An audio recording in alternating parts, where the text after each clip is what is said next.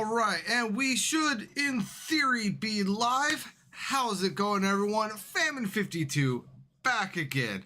And today, I'm not working, so I figured I would dive into a little, weird game here back from the 360 days. I believe setting this up, my YouTube algorithm actually told me that this game came out in 2007. And I don't believe... Or actually, let me rephrase that. I know that this game has not been released on any other console other than 360. Setting up the YouTube live, I did see that there was something called Lost Odyssey 2. I am not sure what that is. It also didn't have a release date, so I don't know if that is a speculation of a game or what. But we are going to be playing Lost Odyssey today. Great RPG that was put out on 360, and I would argue the best Final Fantasy game to be put out on the 360. That said, it is not a Final Fantasy game, and unfortunately, unless you have an Xbox 360, you are not really going to be able to play this game unless you have an account linked to 360 or an Xbox that is able to access it. But that being said, let's go ahead and dive right in. And here's hoping that we have audio. Which doesn't seem like we do. Or actually, it might help if I turn on my headphones. There we go. There's the audio. You guys had audio, but I didn't.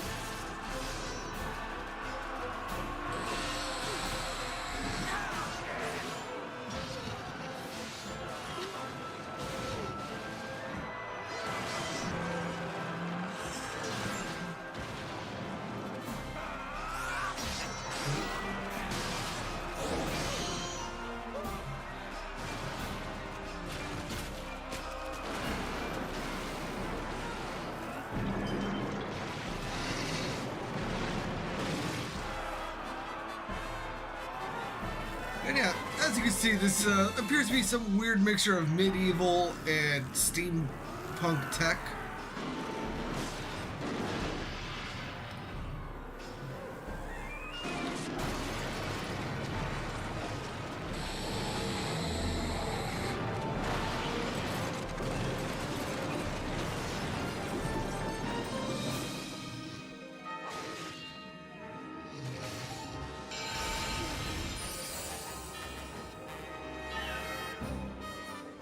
And there is various magics.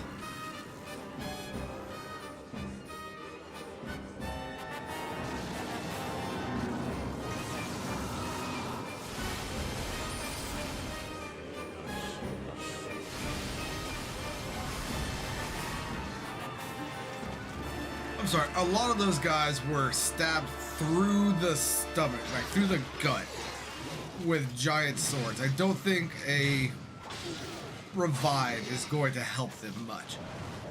But who is this big boy?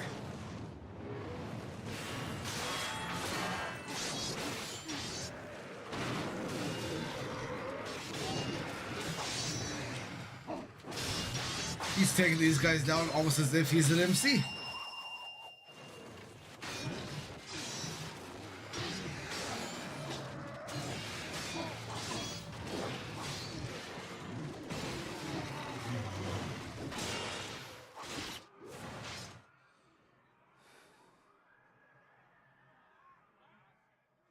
Why'd you stop? Oh, you stopped in order to give me control. Very well. So, I don't remember how to pronounce this guy's name. It has been years since I've played this. I believe it's Cam.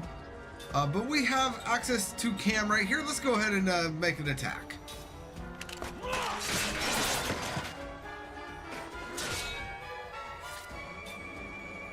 So here in this opening battle, this is the the tutorial battle, the intro battle, if you will, we are literally in no worry of being killed right here. Even if you do somehow manage to get to 0 HP, you will be revived. That goes for this battle and the next part of the battle as well.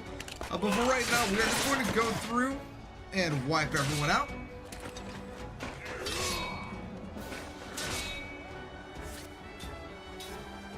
I think we have like 1 or 2 more turns before something happens. There we go. What's up, Professor? How are you today? Hope your workday went smoothly.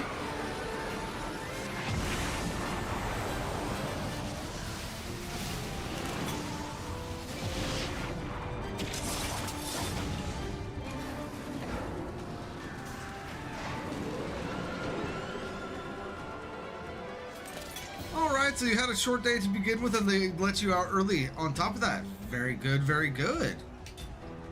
Here we have the heavy tank.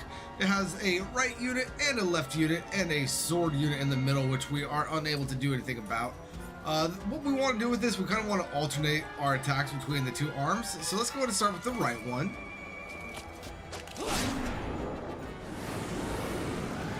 Let's go ahead and give us a magma blast. And then now we're going to go to the left unit.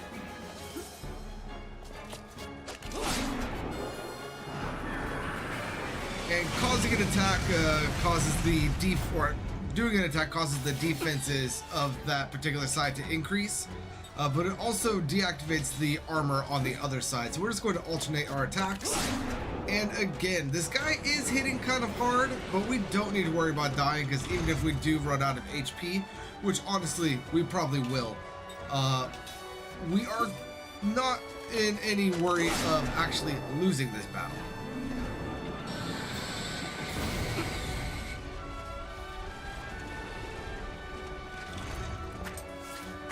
And let's go ahead and hit the right one.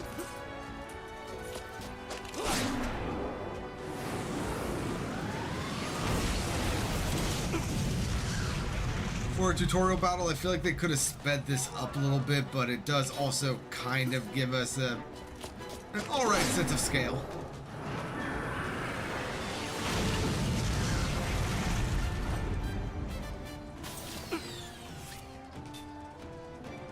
And as I was mentioning yesterday, Professor, I can only imagine that tomorrow is going to be a rough day for you guys, right?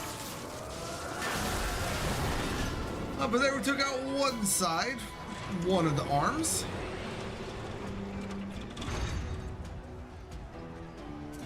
And we only have the other arm left, so let's go ahead and see what we can do here.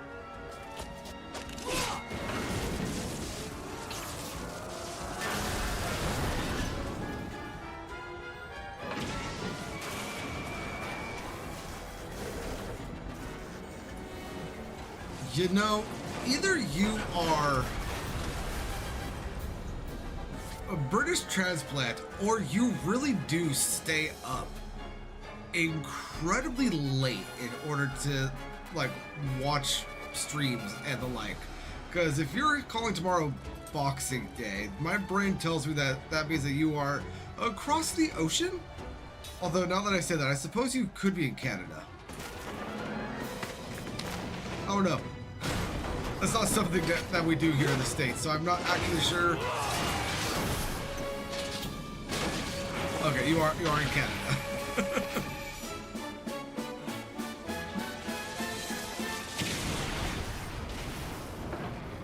But there we go, we take out the weird little sword thingamajig, giving us another cutscene.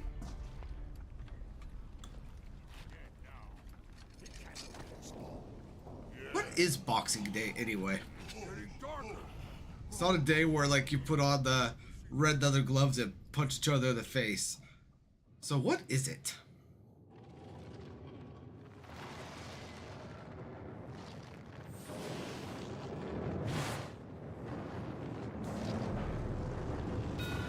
Oh, what have we got going on here?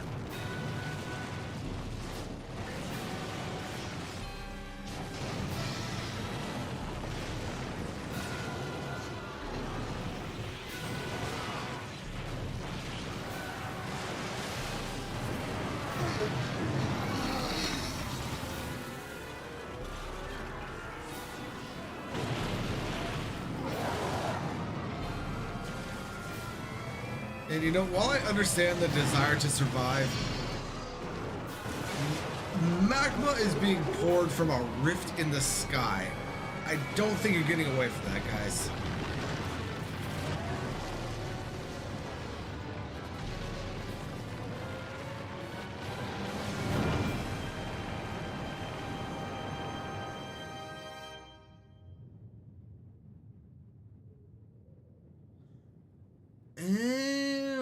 Okay.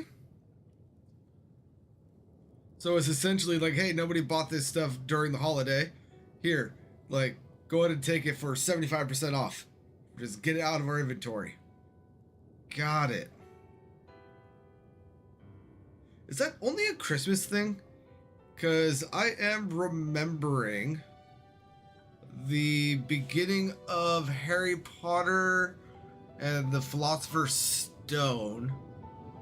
They are talking about, I think it was Boxing Day after Halloween.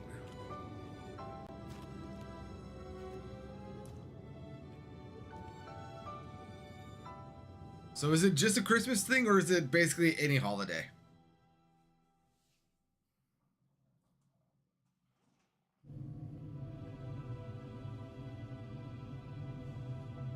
All right.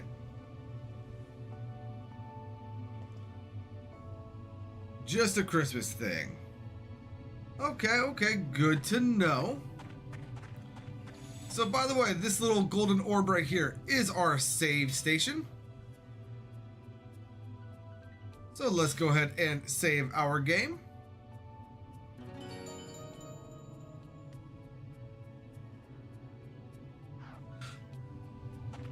And I will be completely frank, it has been 10, 15 years since I last played this game. So I am using a guide. I'm using the IGN guide. So if you see me like looking at a screen over here, that's what I'm doing. Just making sure I'm not missing anything. But here we have our first actual, I believe, losable battle in the game.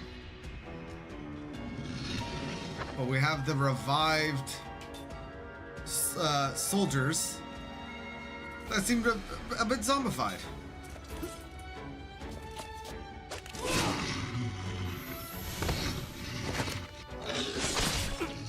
Now, the chances of us losing this battle are incredibly slim, but I believe technically we can.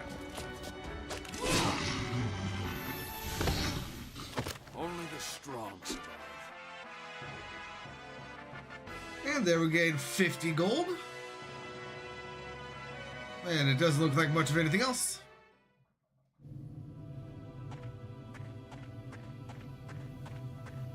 There's a sprint button. What is the sprint button? So the sprint button is X. Okay, I can ram this.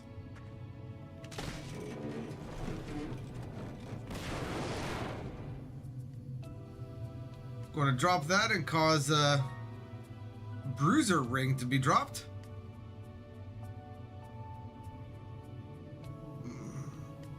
Let's go ahead and view the tutorial. I believe I remember how it is. To trigger the target ring system, you need rings. After you equip your character with rings, the attack command will bring up the target ring automatically. The target ring battle system adds assorted abilities to your normal attacks with weapons. While the target ring system is activated, the target ring and a time count will be displayed when you choose the attack command. When the target count starts, hold down the right trigger and release it when the outer ring is directly over the target ring. If your timing is right, your attack will be completely effective. Perfect is the best result. If the target range runs out or your timing was poor, your resulting will be bad, and you will not achieve any additional effects. You can achieve additional effects with the target ring system depending on the ring you equip. You can choose your ring accordingly, or according to your situation. Okay, so I'm honestly glad I did that because I was expecting to be pressing like A or various buttons throughout. Oh, it looks like we already have it equipped. So very well. Before we make our way down there, is there anything over here?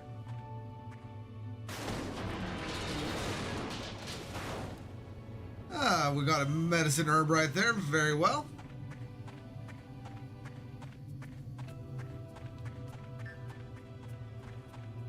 probably don't stand in fire. What?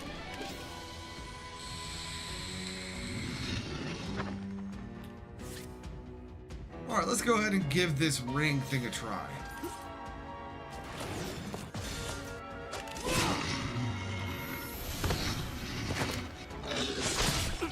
Ow.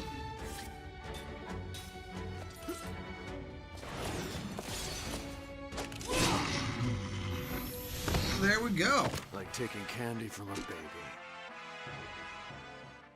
So it is, the ring system is kind of like that of additions in Legend of Dragoon, and even some of the stuff from Clair Obscur, but it is slightly different. Then we got an Angel's Plume, which is going to be the Phoenix Downs of this game.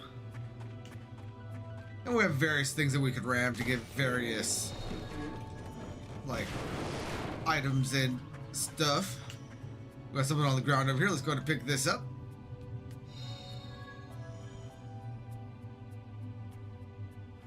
We've got a nameplate. I don't remember what the nameplate is.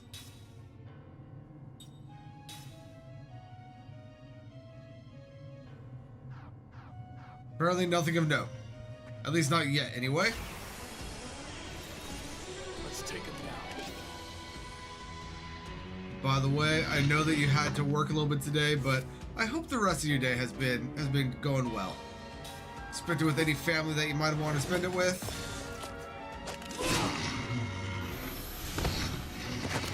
And I think it is a sellable treasure, but I also remember not selling them for some reason, and I don't remember why.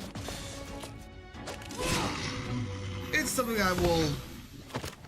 I'll figure out as we move on.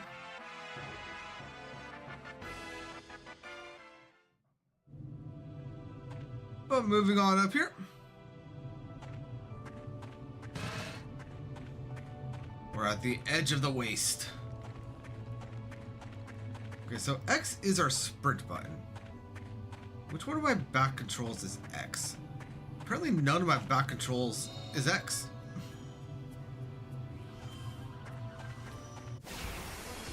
So many random encounters. Wouldn't it be annoying if I was getting experience for these? But I don't think I'm getting experience for any of these fights.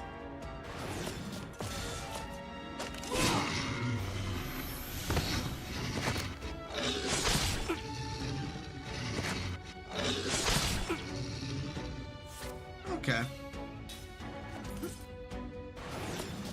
Well, hopefully that went well for y'all yesterday.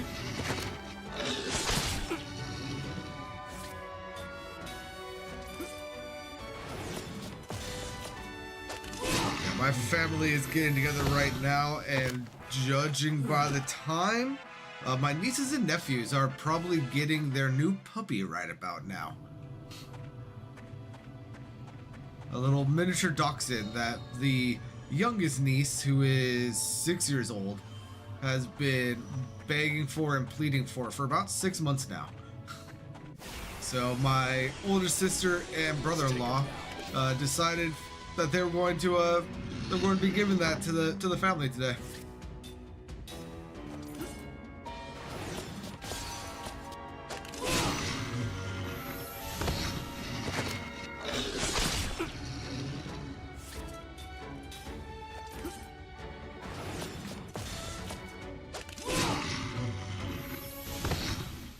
Like taking candy from a baby. Yeah, so those ring things become a lot, or if I remember correctly, those rings become a lot more difficult as the game progresses. And does this auto heal me? It does not. Okay. And we have some soldiers up here.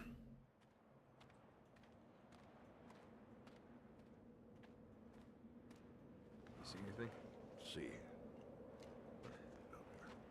Maybe under the. Yeah. Here, let me help. Hold this. I'm not gonna die. Hey. Hey. What? That guy over there. He's still alive. Huh? Hey, you!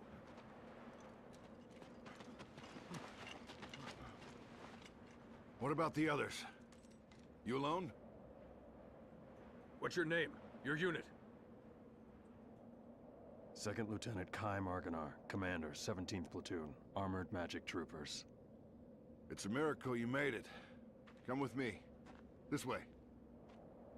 Unbelievable. One survivor. Yeah. Amazing he made it out safe. Especially in that outfit.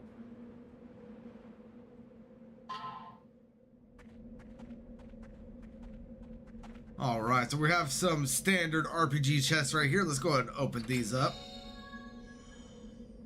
We have 4 whetstones. You can assemble rings you need for the target ring system using ring assembly. Remember that you need components for ring assembly.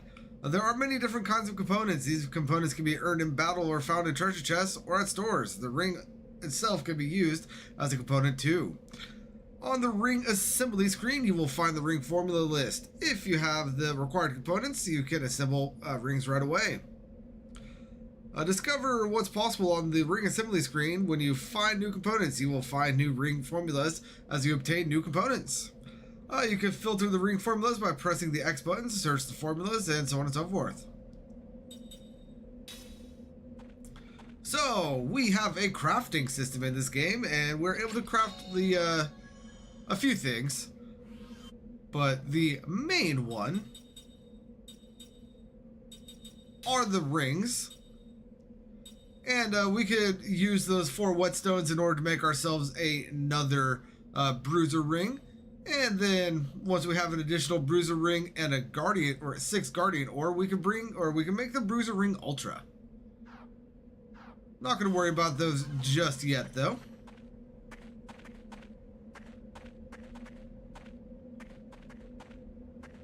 And I don't believe that there is anyone here for us to necessarily interact with. So let's go ahead and hop on the armor car. We're pulling out! Let's move!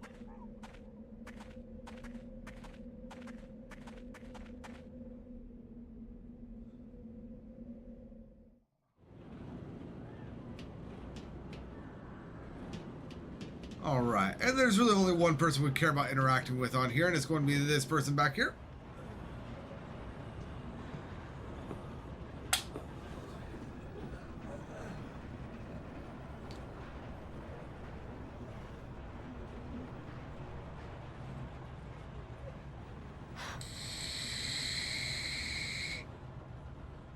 That's Officer Seth Balmore with the 43rd Magic Division. She's like you. She got out in one piece. Really? You two are walking miracles. Interesting. Hey,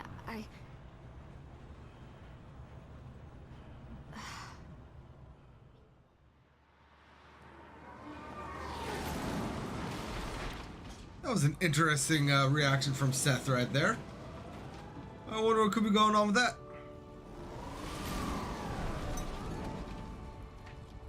You know, some of the transitions of this game, for an almost 20-year-old game at this point, are still top-notch. Like, I love that little screen slide that they just did. Super simple transition, but it's very fun.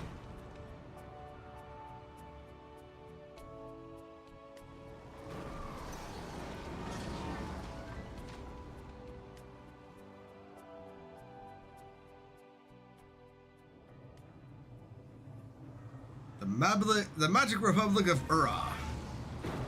Ura? Ura. I don't know.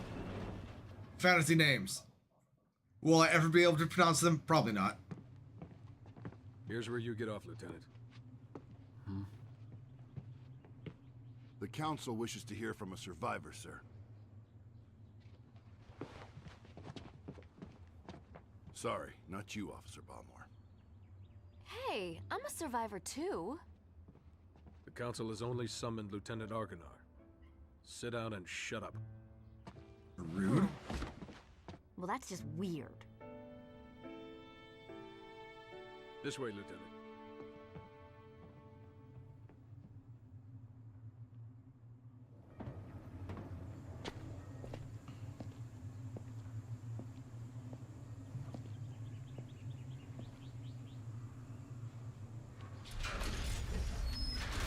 Follow me. And be gone, Seth. We don't need you here anyway.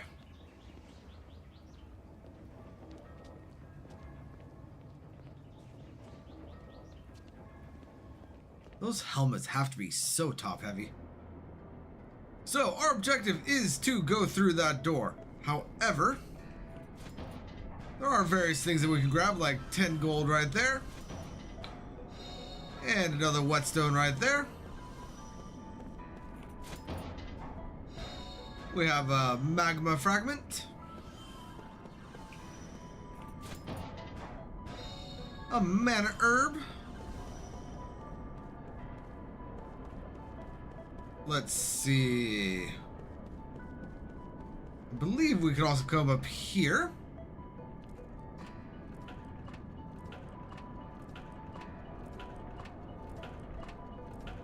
Oh yes, back when games wouldn't let you speed up climbing ladders. And we have a seed. I forget what the seed is for, but I do remember that those are important to grab. So let's go ahead and climb back down the ladder. Oh god. Let me slide, Gabe. Slide down the ladder. No, wrong button. Slide down the ladder. Don't. Oh, whatever.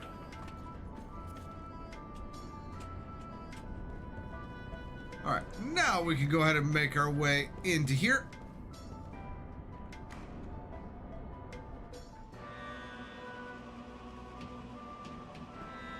Anything else that we can grab before we go up there?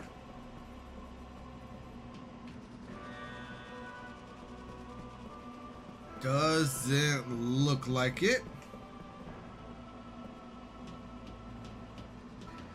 So, Ascension.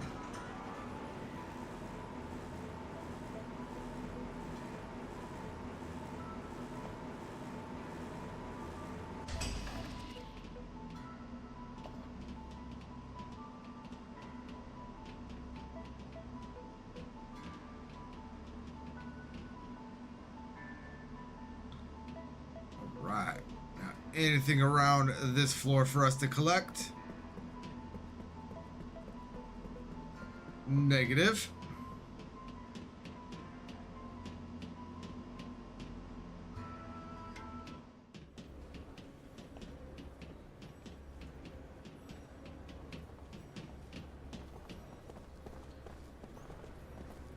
Go ahead and make our way up here.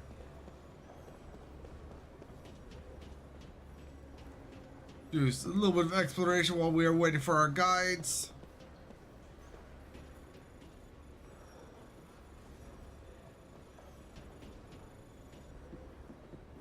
And on to here.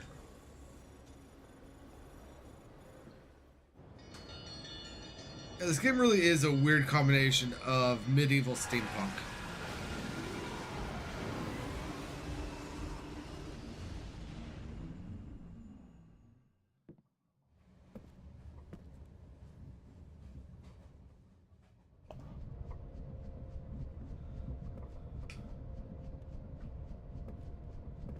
Hey, you're that guy, right?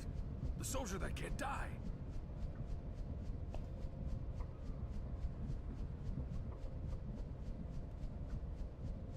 The 17th Division. That was the front line. They were smack in the middle of the Wall Highlands. No one could have survived that meteor crash. But here you are, without a scratch. Beg your pardon, Lieutenant, but it's really strange. The few we were able to save were far from the center of impact, and even those men were seriously injured. It's hard to believe that anyone could have survived that inferno. You know, he has a point. Then don't believe it.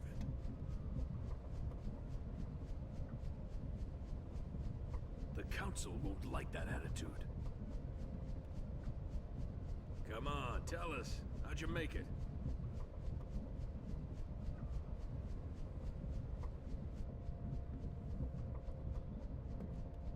So yeah, we seem to be getting a little bit of information about what's going on with Kime here. Though Kime seems reluctant to give any information willingly.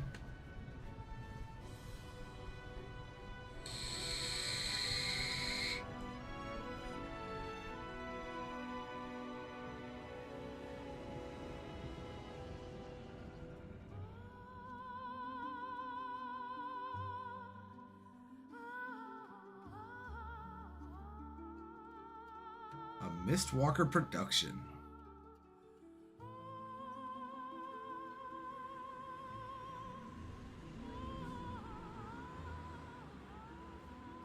It's never gonna happen, but I wish that they gave us like an HD remake of this game or remaster, whatever you want to call it. Something to like bring it back into the modern day. Although for a 360 game, it does still look relatively good.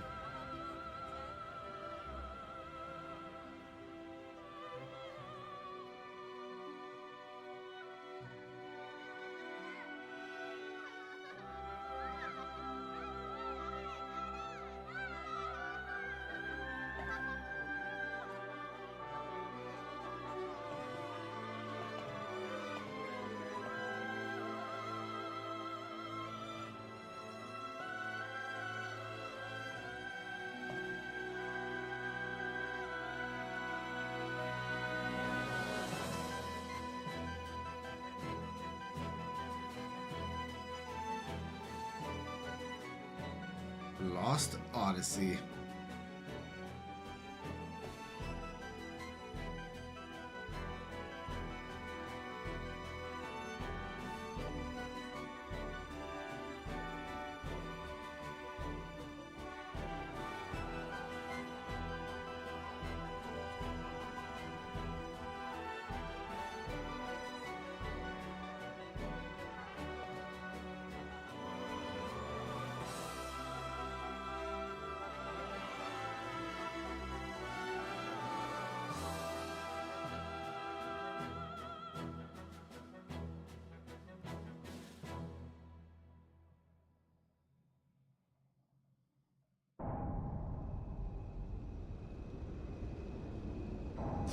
Years ago, a new power manifested itself onto the world.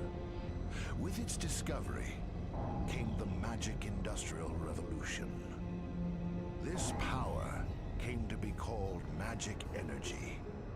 Even now, there are none who can explain why this power, a power that merely lay buried within all living creatures, suddenly flourished as it did.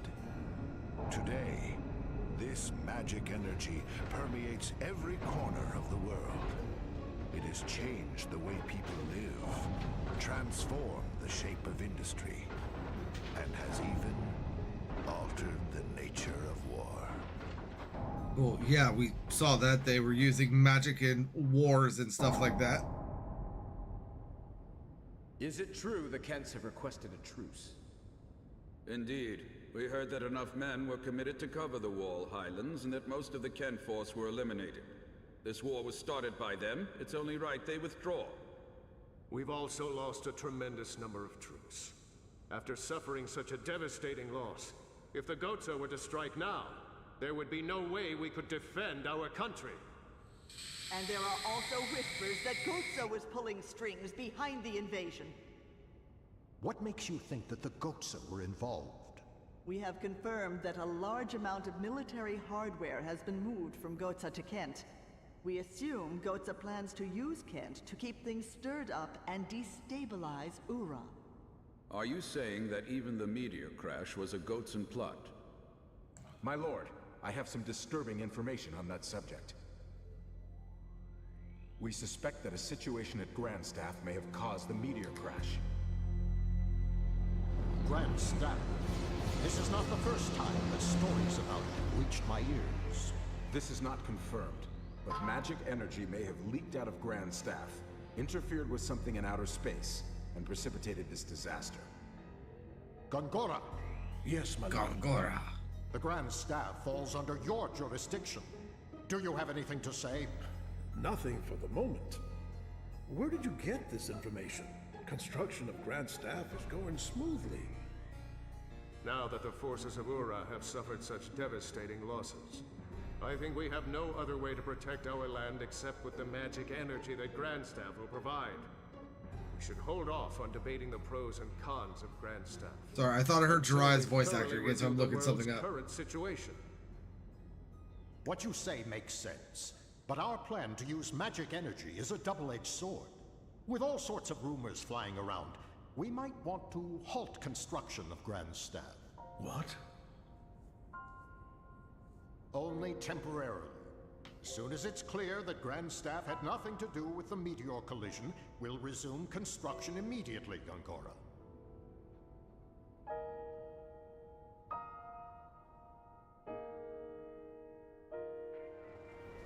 Yeah, so Grand Staff seems to be the cause of a little bit of concern.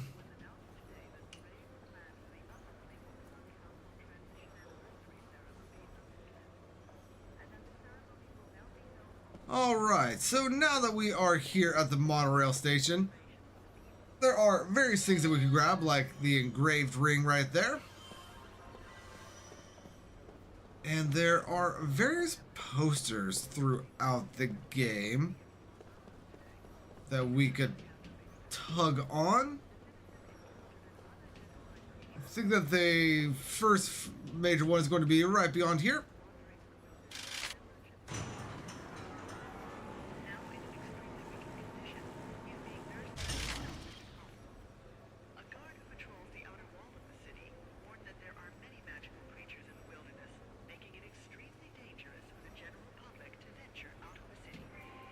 Oh, we don't have time to waste here. Once we're out of the station, please follow me straight to the council. Oh, we must get moving, Lieutenant Agnor. It is quite a long way to the council hall. We have another save station right there.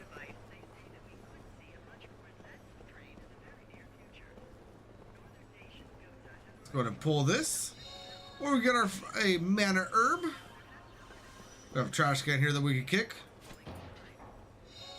for healing medicine.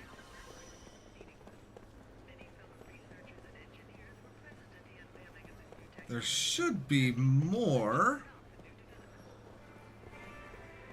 thingamabobs. Oh well.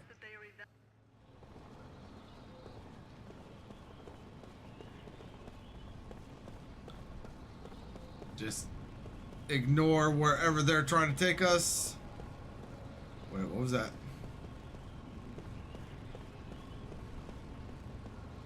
I guess nothing.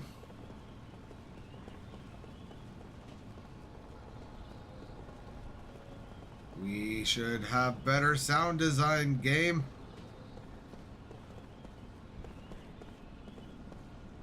We have some more posters over here. We can pull this one down for a second seed.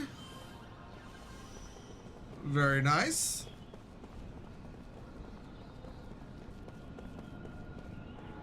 And then we have another poster right here.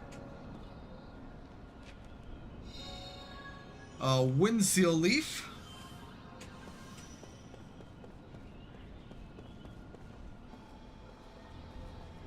And then we are now no longer in control of Kaim.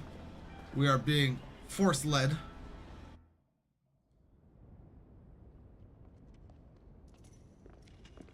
Well done. You may leave.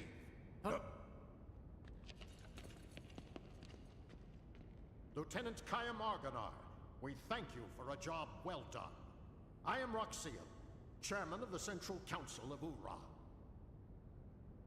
Well, Lieutenant, it seems people are calling you the Immortal. We've heard there were almost no survivors from Ura or Kent after the meteor crashed on the Highlands, and yet you appear to be unharmed, even though you were presumably at the precise point of impact. Tell me, how did you survive? I don't know. My lord, please allow me to explain. Fine. Speak. Thank you, my lord. Actually, this man is immortal thanks to my magic energy. He is under a spell of immortality that I conjured. Oh, is that so, Gongora? I wish to know more. This immortality spell, how does it work? I don't know. What? Are you saying that you don't know about the spell cast on you? I don't remember. I recall nothing. My lord, this man has lost his memory. However, he is skilled in magic energy. So I have been studying his abilities. Then what can you tell us, Gongora? Not much. With all due respect, my lord, the spell is a curse. It is said that merely hearing it brings death near. For the safety of everyone, it is better that the spell be kept secret. Very well. Since I trust your studied opinion, I shall take your word that we should not know the spell. Death is determined by fate, and one cannot fight it.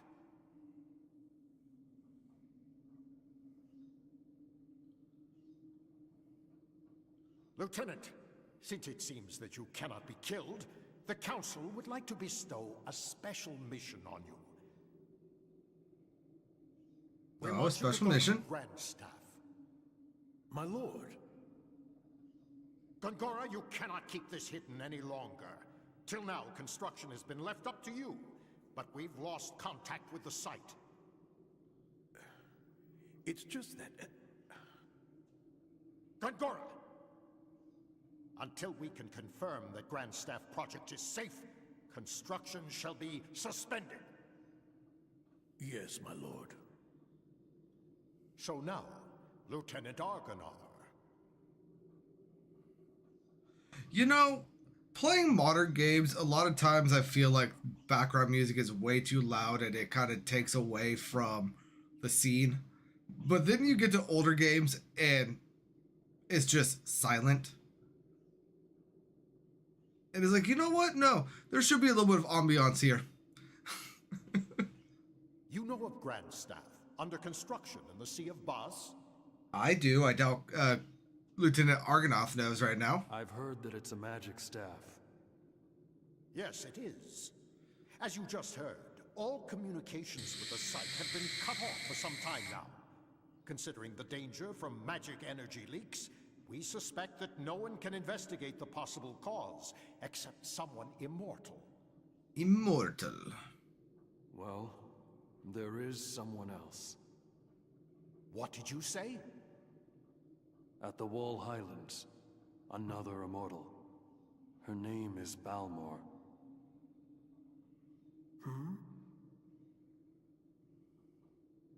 Well then, this other one shall accompany you. I shall summon her. Quickly, make the arrangements. Right away, my lord. Right away. My lord, pardon me for saying this. But I'm building Grandstaff for the sake of our nation and its people. Enough! We will await Khaim's return and report. Of course, my lord. You are dismissed, Lieutenant. Okay, so I have gone to a GameFAQs guide instead of the IGN one because I felt like I was missing stuff, and I have indeed missed stuff. So here's hoping I can go back. But this Council Hall guard has received word from Chairman Roxanne and that we are off duty until further official orders from the council. There's a fine inn just along the street for us to stay in and wait for our orders. They have already arranged for the council to contact us there. So I am going to do a bit of backtracking, and hopefully the stuff that I missed isn't missable and I'm able to actually re-grab it. There we have another seed, by the way. There we have some healing medicine. We have another antidote.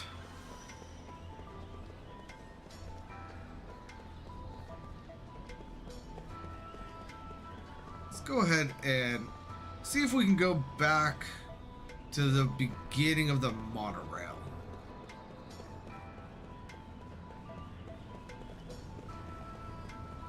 Because we've missed a fair bit of gold, as well as an antidote, another seed, and a little mini side quest, which, welcome, this is where you go if you need directions or have any questions about how to use the monorail system.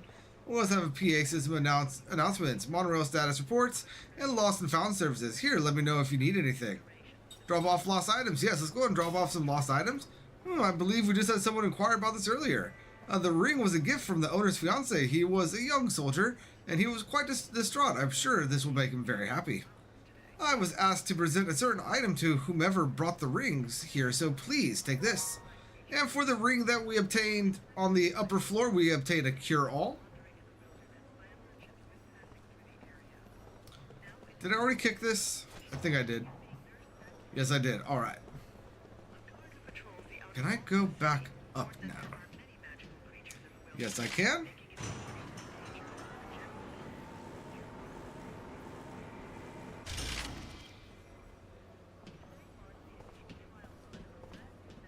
This one's on me for missing this. We got a cold water stone right there. And was it this one that we came in on?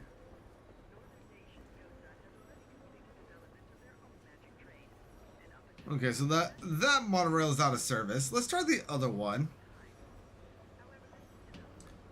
I don't think it will let us go on.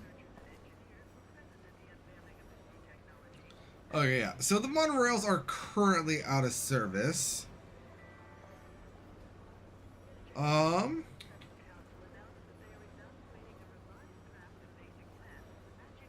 Let me just go ahead and double check something.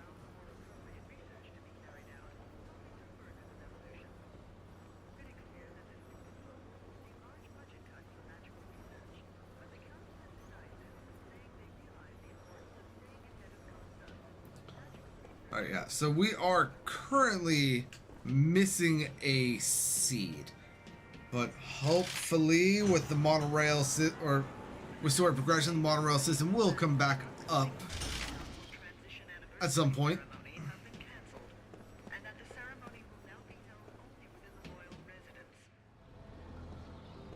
Then I missed some things around here. Like this thing right here. Kick this for a seed. And I believe there should be another seed on this screen somewhere. The seeds are collectibles, by the way. There are 99 of them in the game. There we get an angel's plume.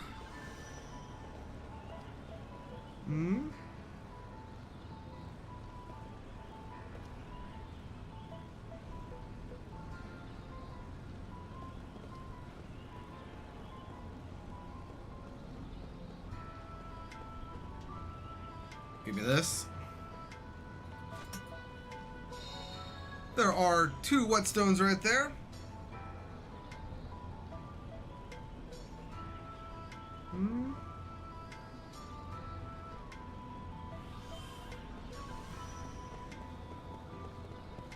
Still feel like I'm missing stuff.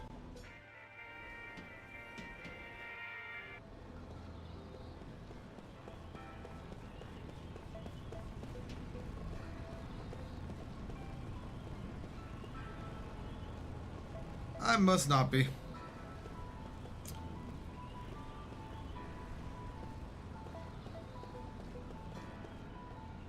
All right.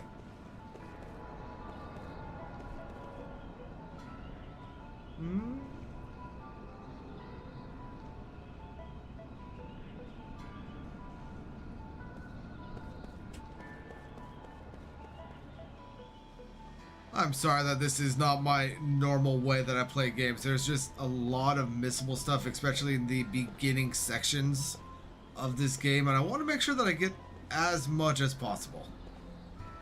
Because while we can come back,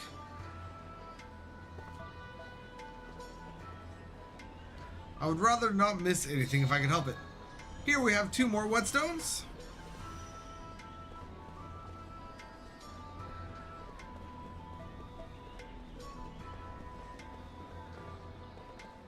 I believe there should be some more searchables for us up here. Thought that was one right there, but apparently not. But we do have one right here. This one containing a magma fragment.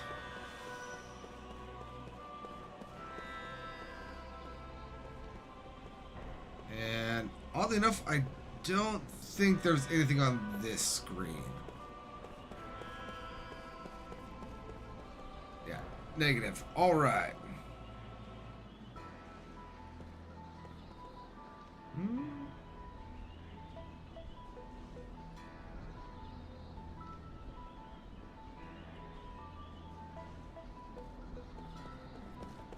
Was there a poster in that alley with the dog? There was. This should be 10 gold. Guess it is.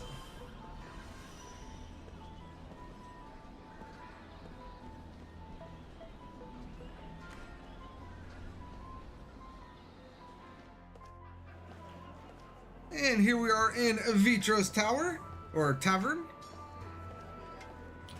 If we go ahead and make our way upstairs, we have 2 pots right here. This first one containing an aqua bomb, and then the second one should be containing a seed. Indeed it does.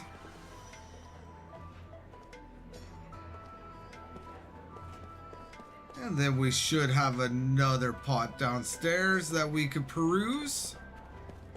Yes, we do. This one contains 100 gold.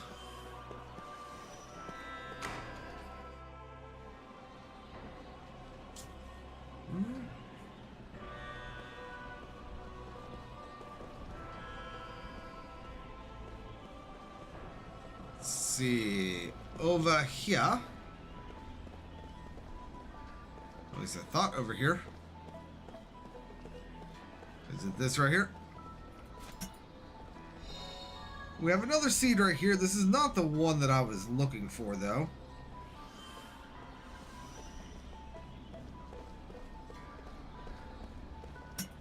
There we go.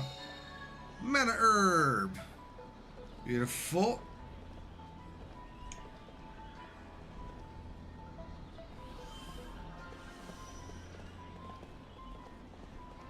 And now we can go ahead and hop on in here.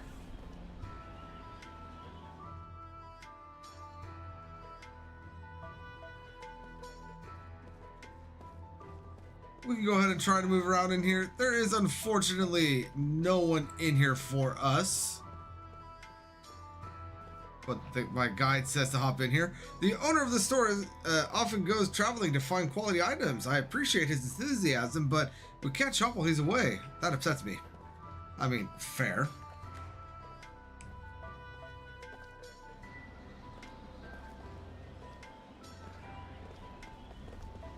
And then this should be our inn.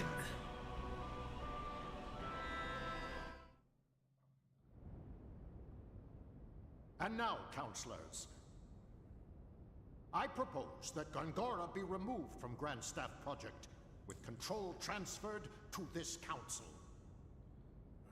My lord. In addition, until Lieutenant Argonar completes his investigation, I propose that Gongora be confined to his residence under surveillance. Those who disagree with my proposal, raise your hands now. It appears I have no choice but to agree. I see there are no objections. It is decided. I'm sure that will have no negative consequences. Alright, a couple more things for us to grab in here. First, this pot. We're going to grab ourselves an antidote. Nothing we can do back here. We have ourselves a save point right here, in case you want it. Right here we find ourselves yet another seed. And then we should be able to go into all of these various rooms. Few of them should have things for us.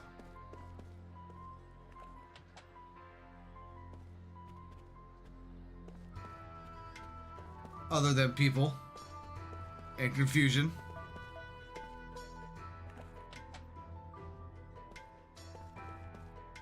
Like this bookshelf, where we have ourselves a book. Guest book! To our dear guests, do you have any questions, comments, or suggestions? Kindly write them down here. We came here for our honeymoon. We'll never forget this experience of a lifetime. We'll treasure it forever. Thank you. Hey, it rained the whole time. How could I have any fun? It's like bad weather just follows me around. The soldiers were loud. Everything was so expensive. I just want to go home. At least the girl was real cute, and her food was good. This was my first time in the city. It's been an interesting and meaningful trip. I'd like to visit again. I came here to send my son off to the army. He's such a kind-hearted boy. I'm worried that he won't fit in with those military types. I just pray that he'll be back safe.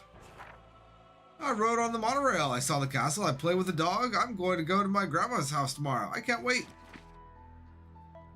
Indubitably. We also have a dresser right here containing 100 gold.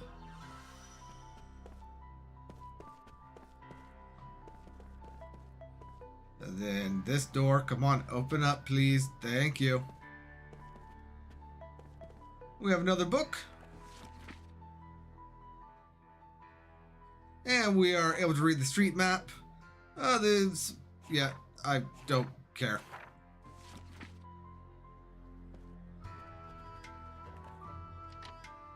And in this chest, we have an angel's plume.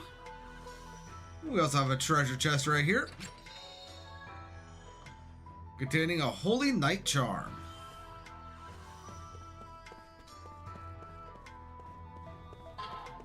And for the most part, this should be everything that we could explore for Meow. So let us leave for now.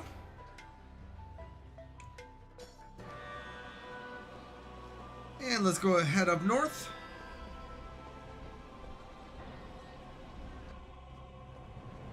We have a poster right here containing 100 gold.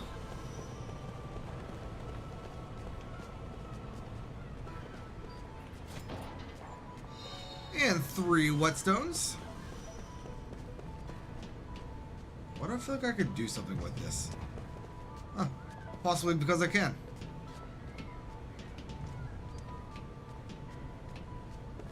It's a children's toy, though. Nothing that we could really do with it.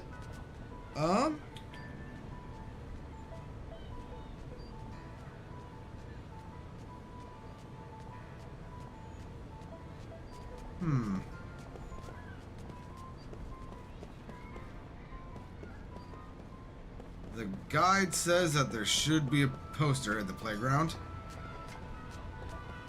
I don't see it. So maybe he's talking about this one.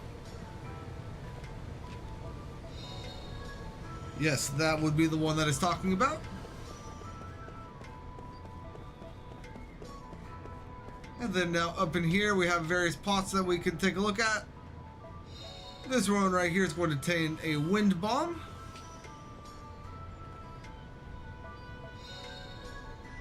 We obtain another seed. A capable trash can for another seed. That pot contains a cold water stone. And that should be everything here.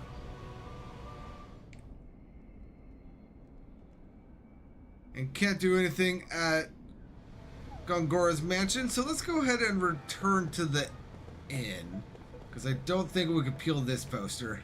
Yeah, no, we can't. Alright, so back to the inn. Wait. Seed. Yeah, these seeds are absolutely everywhere. And I don't remember what they're for, but I think that they are important.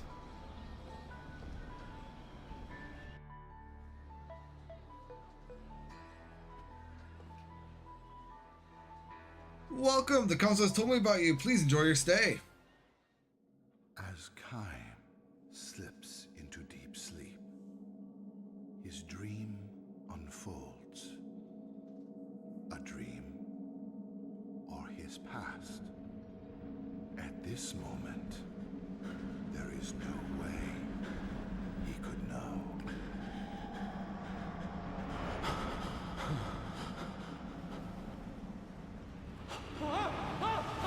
Child, why would you do that?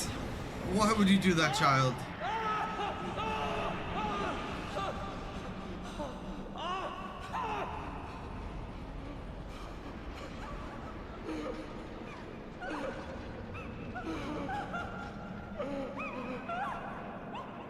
Ooh, who are you?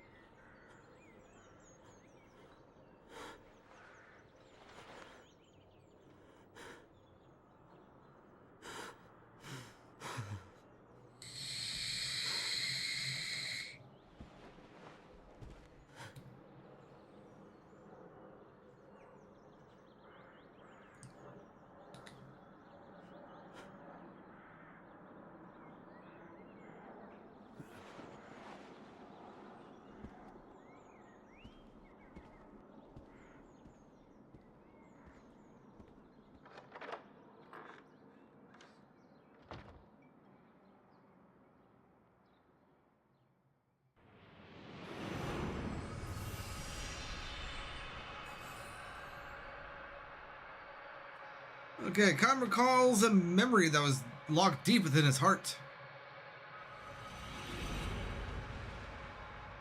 A dream has been revealed.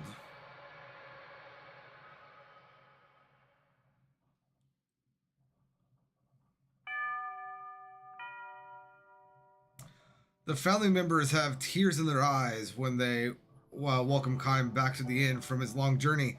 Thank you so much for coming. He understands the situation immediately. The time for departure is drawing near. Hannah's departure. Too soon. Too soon. But still, he knows this day would have to come sometime, and not in the distant future. I might never see you again, she said to him with a sad smile when he left on his journey, her smiling face almost transparent in its whiteness, so fragile and therefore indescribably beautiful as she lay in bed. May I see Hannah now? He asks. The innkeeper gives him a tiny nod and says, I don't think she'll know who you are, though. She hasn't opened her eyes since last night, he warns Kaim, and you can tell from the slight movement of her chest that she is clinging on to a frail thread of life, but it could snap at any moment. It's such a shame. I know you made a special point to come here for her. Another tear glides down his wife's cheek, or the wife's cheek. Never mind, it's fine, Kaim says. And he has been present at innumerable deaths, and his experience has taught him much. Death takes away the power of speech, first of all, then the ability to see. What remains alive to the very end, however, is the power to hear. Even though the person has lost consciousness, it is by no means unusual for the voices of the family to bring forth smiles or tears. Wow. I've read this a few times. Why is it getting me emotional? Kaim puts his arms around the woman's shoulder and says, I've lots of travel stories to tell her. I've been looking forward to this my whole time on the road. Instead of smiling, the woman releases another large tear and nods to Kaim. and Hannah was so looking forward to hearing your stories. Her sobs almost drowned out her words. The innkeeper says, I wish I could urge you to rest up from your travels before you see her, but Kaim interrupts his apologies. Of course, I'll see her right away. There is very little time left.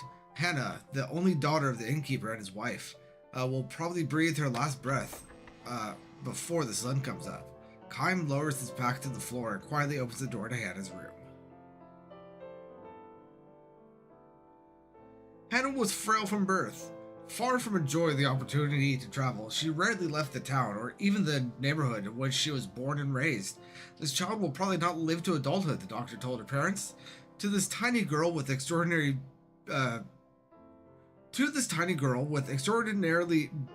beautiful, doll-like features, the gods had dealt an all too sad destiny. That they had allowed her to be born the only daughter of the keepers of a small inn by the highway was perhaps one small act of atonement for such iniquity. Hannah was unable to go anywhere, but the guests who stayed at her parents' inn would tell her stories of the countries and towns and landscapes and people that she would never know. Whenever new guests arrived in the inn, Hannah would ask them, "Where are you from? Where are you going? Can you tell me a story?"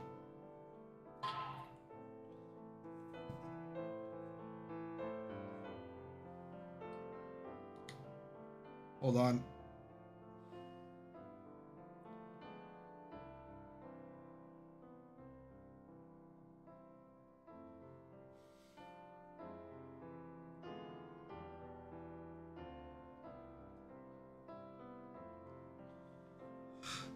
She would sit and listen to their stories with sparkling eyes, urging them to new episodes with and then. When they left the inn, she would beg them, please come back and tell me lots and lots of stories about faraway countries. She would stand there waving until the person disappeared far down the highway, give one lonely sigh and go back to bed.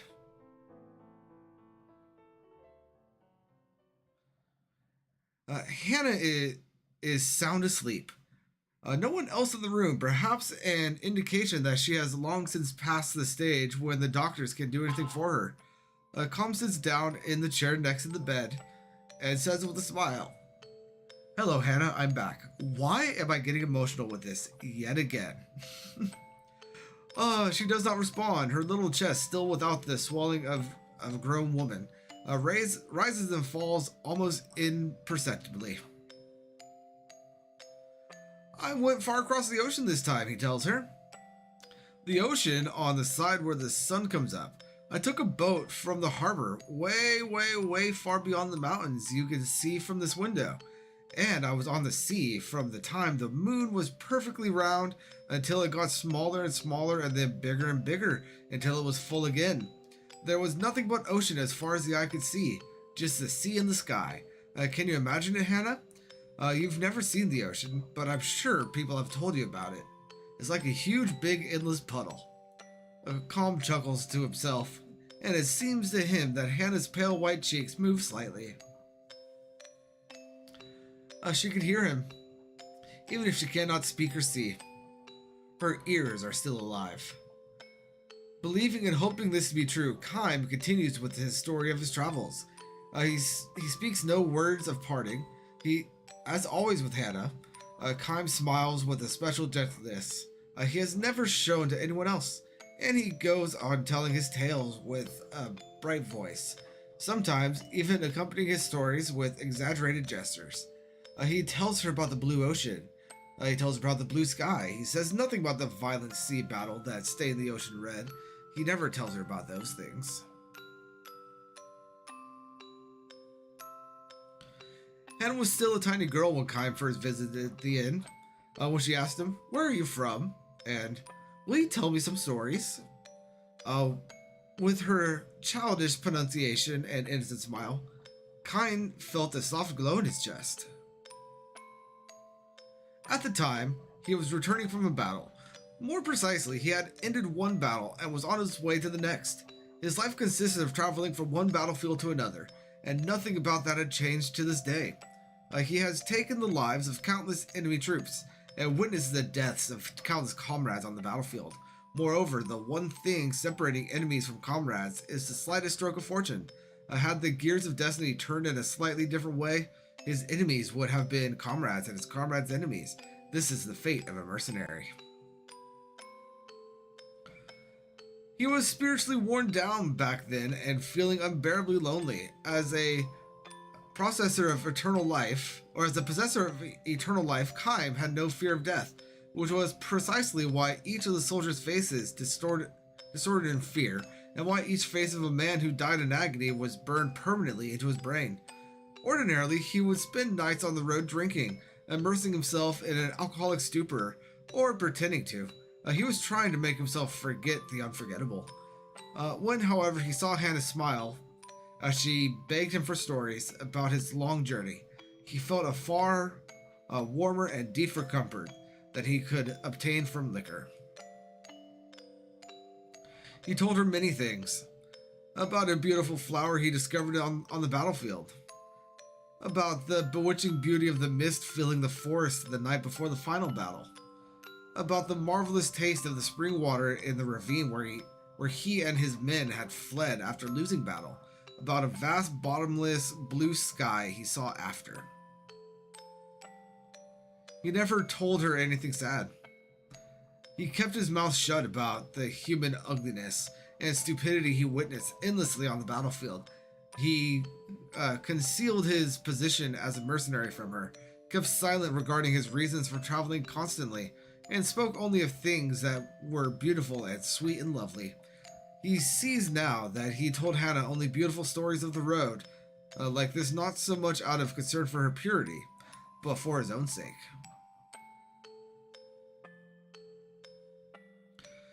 Staying in the inn where Hannah waited to see him turned out to be one of Kaim's small pleasures in life. Telling her about the memories he brought back from his journeys, he felt some degree of salvation, however slight.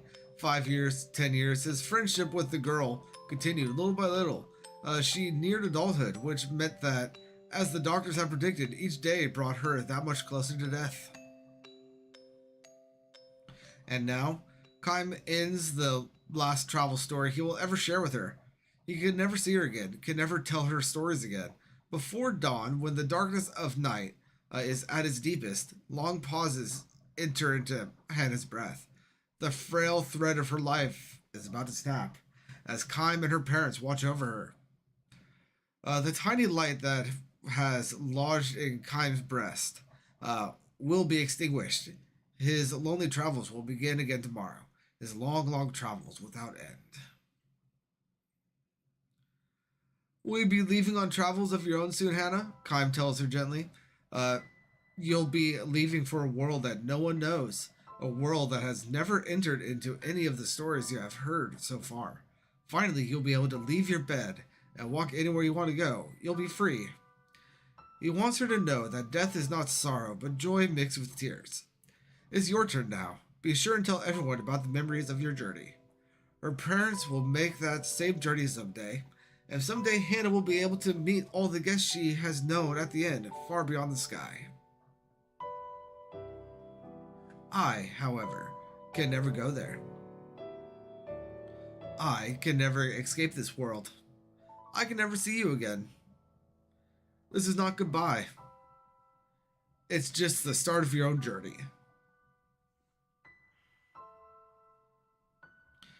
He speaks his final words to her. We'll meet again. His final lie to her.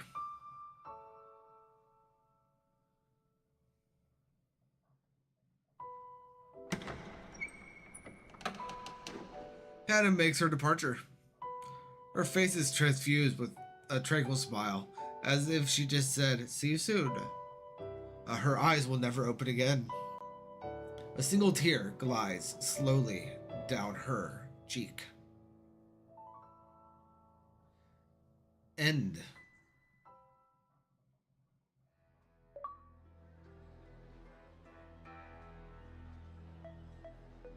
Ah. Good Lord. I've read that a number of times. I usually read it like in my head and I like skim through it.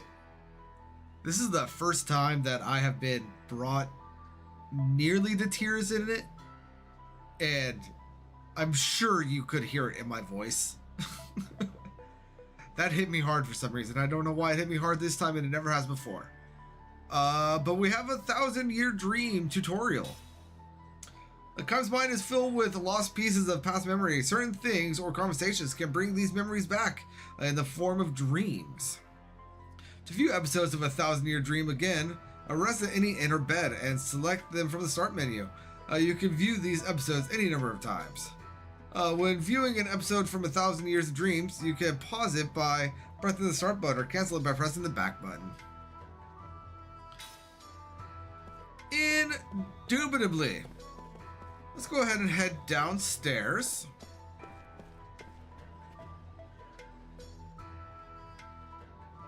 Did he sleep well? No messages for you yet, I'm afraid. We'll hold any messages that come for you here, so please don't hesitate to take a stroll outside. I'm sure you'd like to forget the horrors of the battlefield. Oh, by the way, feel free to use any of the items you find here. They are compliments of the house.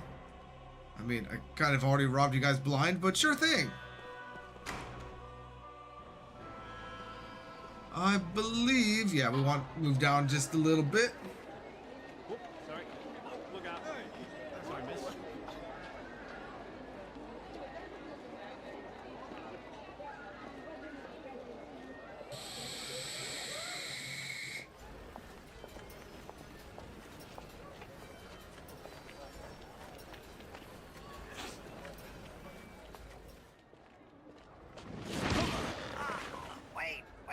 Wait, let go! My throat! My throat! Damn! Why are you following me? You're Kai Marganar! I mean, Lord Gungora asked me to do it! It's the truth! I'm supposed to tell you to go to his manor. He has something important to tell you. You are? Jansen, messenger for Lord Gungora. At your service.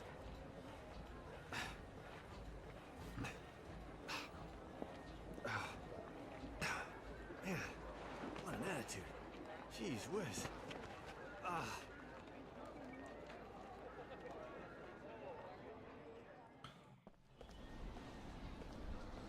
I mean, Kaim, that seemed like a bit of an overreaction, but at the same time, you're being followed by someone that you don't know.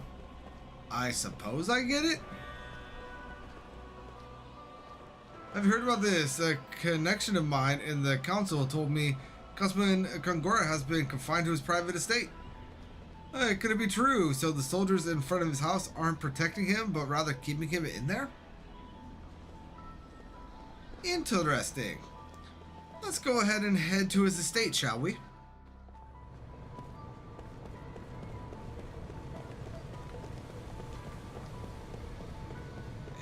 And this way.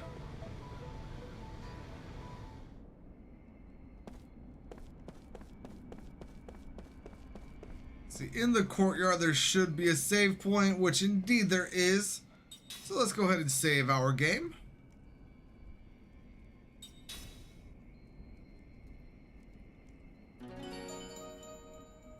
Yeah, we've more than doubled our gold since first time we saved. And I don't think there's anything in the courtyard for us to grab. So let's go ahead and head on inside.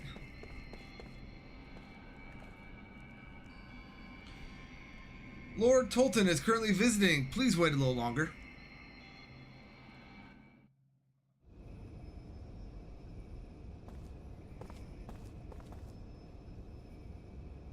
House arrest is going too far. I have firmly opposed Roxian on this. Do not despair, Gongora. Thank you, Your Majesty. It is much more than I could have asked. Your father would have been pleased. I could never fill my father's shoes. And now that Ura is a republic, I am simply a citizen like everyone else. I am no longer Your Majesty. I respect the royal blood that flows in your veins. It is only fitting that I offer the respect you're due. Do not be foolish. People will think you're a dissident who wants to restore the monarchy. I'm truly happy that you have come to see me.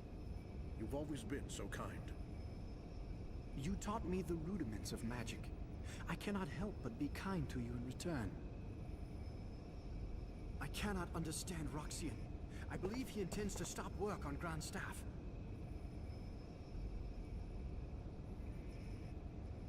It makes me angry, Gongora. Our entire nation has benefited from magic energy, yet he does not understand the significance of Grand Staff. If we can increase magic energy with Grand Staff, just think how much better our people's lives would be. We would no longer need soldiers. You have seen the future of Ura, and how Grand Staff can make it happen. Roxian's vision is too narrow for our nation to grow. I am sorry you had to witness that. There is no need to apologize. I'm happy Your Highness understands. But even if they stop Grand Staff, we could develop a newer and far better magic engine. Please let me know what you need, Gongora. I can help you. I am unworthy, Your Highness.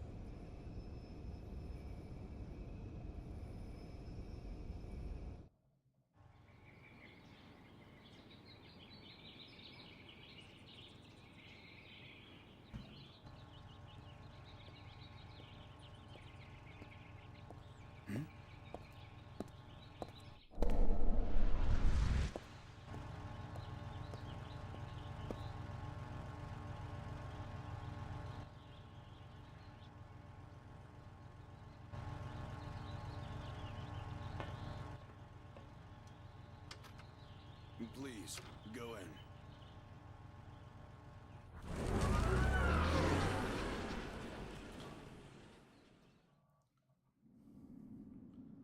All right.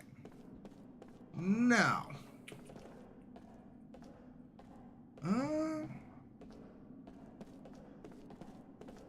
Let's go ahead and head in here.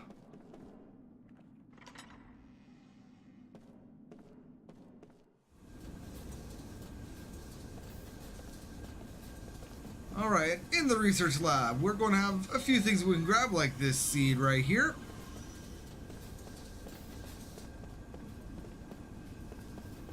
We also have whatever this is over here, which is 2 quality iron sands.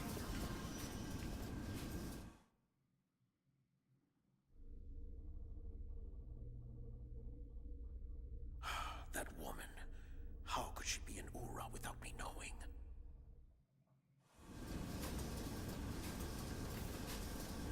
Indubitably. I think that it's only those 2 in here.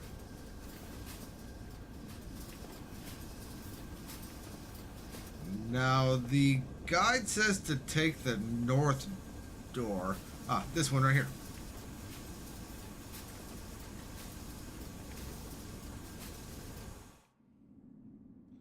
And we have a bunch of chests right here. We have a flare bomb. A bruiser necklace.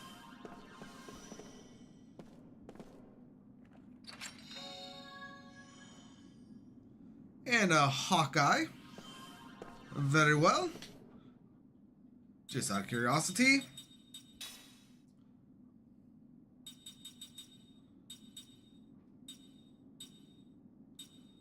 So we can go ahead and make ourselves a flame ring. Let's go ahead and do that.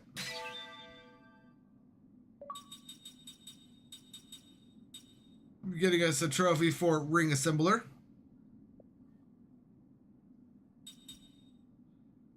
Very well.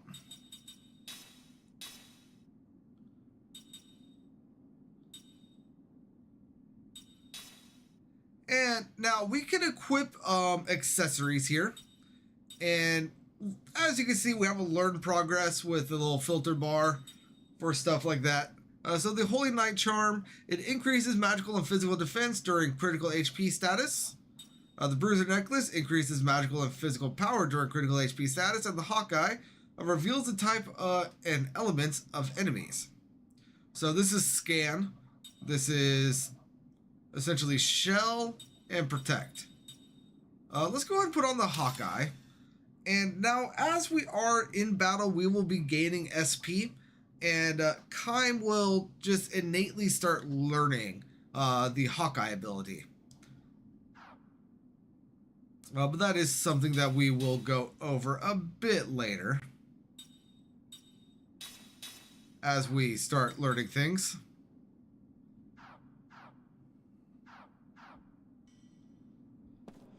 All right.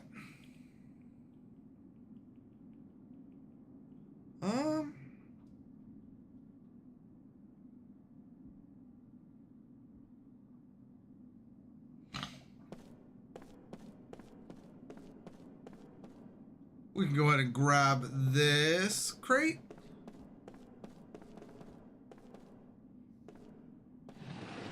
And we can go ahead and pull this towards us. Let go. Thank you. And we can now make our way back here for 3 more magma fragments. Good to know, good to know.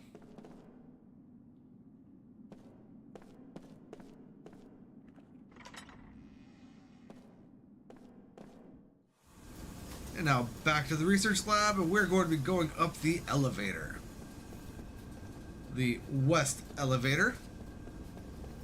So that's going to be this one right here.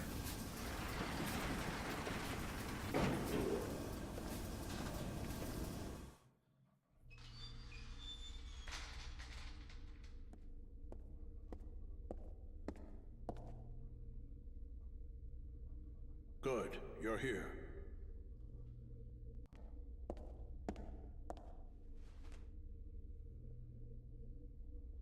I asked you here for only one reason. Hold on. What is it? Oh no, great, here he comes. Hey, whoa, hey, you are really short-tempered. Hey, I don't have a sword, okay? Easy. Why are you here? I told you, I'm just a messenger. I came to see if you really come or not, which you have, so that's good. That's enough, Kime. He's on our side. Thanks. A little late, though. We can use him. He's cunning and quick, and he has many connections. I want you to take him on your investigation of Grand Staff. No way, sir. You know, I thought he'd say that, my lord. His shoes, hello? Look, this other immortal joining the investigation, she might be dangerous. Why? The woman was once a pirate. I don't know how it happened, but she's now a soldier for our army. Well, the past is the past, and I know little else about her. Take Jensen with you. He can help keep her in check. Despite what else he may be, he has a healthy respect for women. So, you know, I heard she was a looker, if you catch my drift. I mean, you've seen her, right? Okay, be that way. You guys are way too serious. Pirate. All right, understood. All right then, I'll be there early. Oh yeah, you can count on it. Remember, Kime, you're the only one I can trust.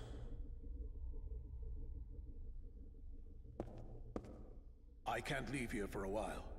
The Grand Staff is my life's work. So if something is wrong, I want you, with your immortal powers, to find out what it is. Understood? You'll be briefed later. You should go now. I'll be right behind you. Indubitably. Oh, he's gonna be fun to work with. This is for your trouble. Wow, nice. You know, my lord, I've been thinking, working with this guy, it's like playing with fire. I mean, did you see his eyes? I mean, that's creepy. I got a bad feeling about this whole thing. I mean, this little guarantee is not gonna be enough, I'm afraid, to keep an eye on him. You're gonna have to give me a little bit more, you know what I'm saying?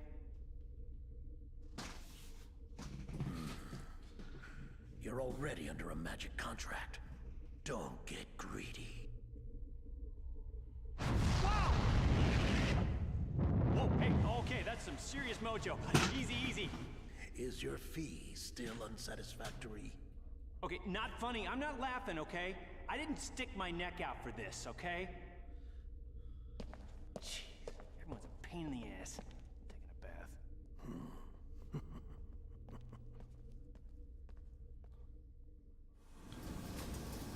So it seems like Jensen is going to be a bit of a spy. At this point, we are able to make our way back towards the inn. Because I don't think there's anything else for us that we could grab in here. I believe this is something that we will be taking care of later.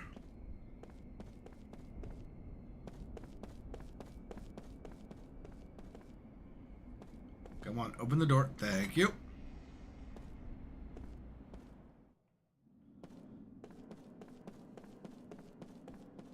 And then I don't believe there's any more stuff for us back here. There is not.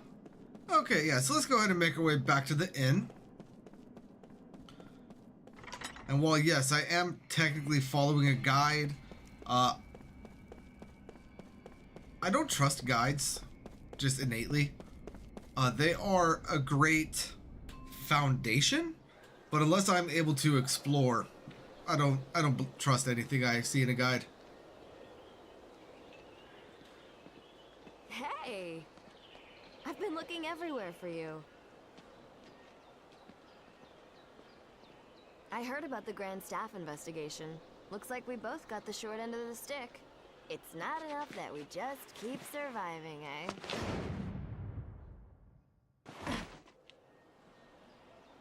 There's always something. So, what did you learn in the council? Nothing to do with you. Oh, really? Say, haven't we met somewhere before? Hmm? Ugh. Nothing to worry about if you can't remember. Neither can I. You too, huh? I can't recall a thing. All I know is that my name seems to be Seth Balmore. People say I used to be a pirate. Isn't it strange that both of us lost our memory and are immortal? Maybe we met a long time ago. I sort of get that feeling when I look at you. When we met before, were we enemies? Or allies? Or maybe even lovers? Looking forward to starting our journey tomorrow, Kaim Argonar. Tomorrow? You still haven't been contacted by the council? You set out for Grand Staff tomorrow morning. I thought you would have heard by now. Oh, and by the way, I'll be joining you on your little trip. So you are going with me then? Being late is strictly forbidden.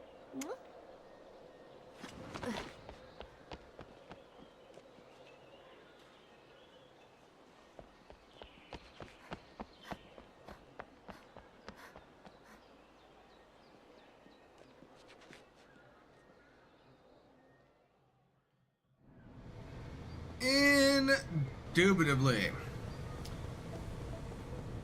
So yeah, I believe we need to make our way back to the inn just to get the summons. So let's go ahead and make our way there.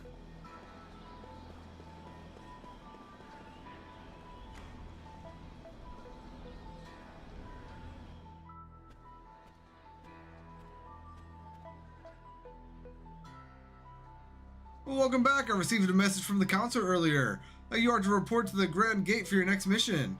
If you head to the station, you can either take the monorail or pick up a taxi at the Great Gate. Be careful out there. So I don't think we actually need to make our way back to the council chamber. However, it's right here, so we might as well double check.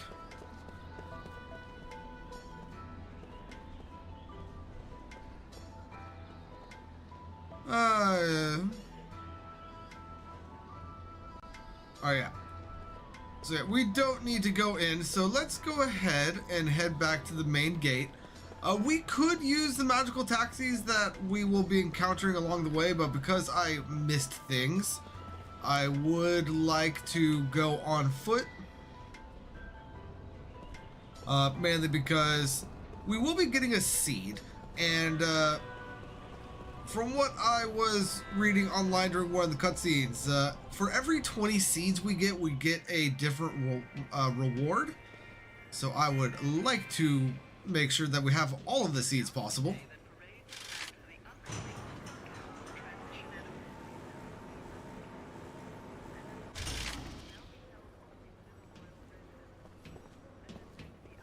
All right, now heading back through here. Thank you for riding the monorail today. We will be departing for the Great Gate shortly. And yes, must collect them all. All 99 of them.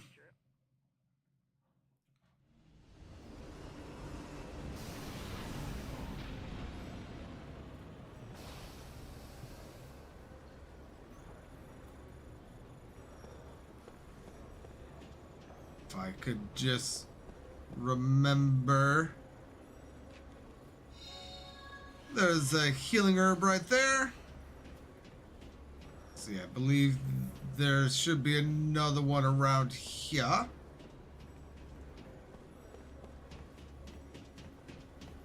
There we go. 10 gold. 100 gold.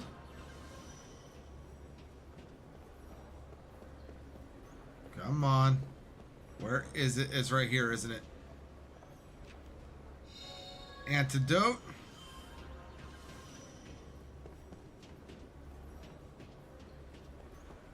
Okay. Let me look back over the notes just to see where the notes say that it is.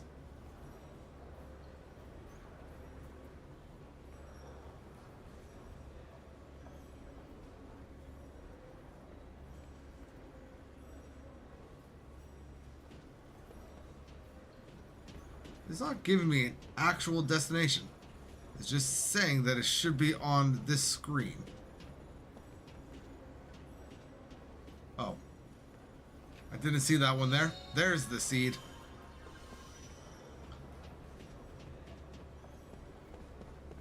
Duh. Alright. Now making our way back through here.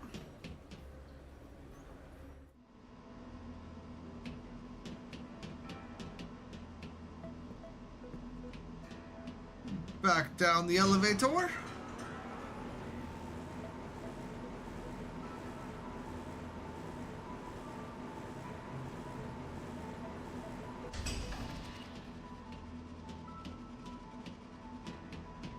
And out the front door.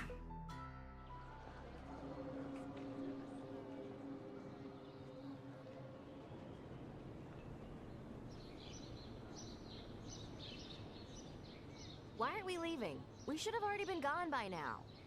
I'm waiting for somebody. What? Who? There's somebody else on the team. Huh? I haven't heard about that. I have.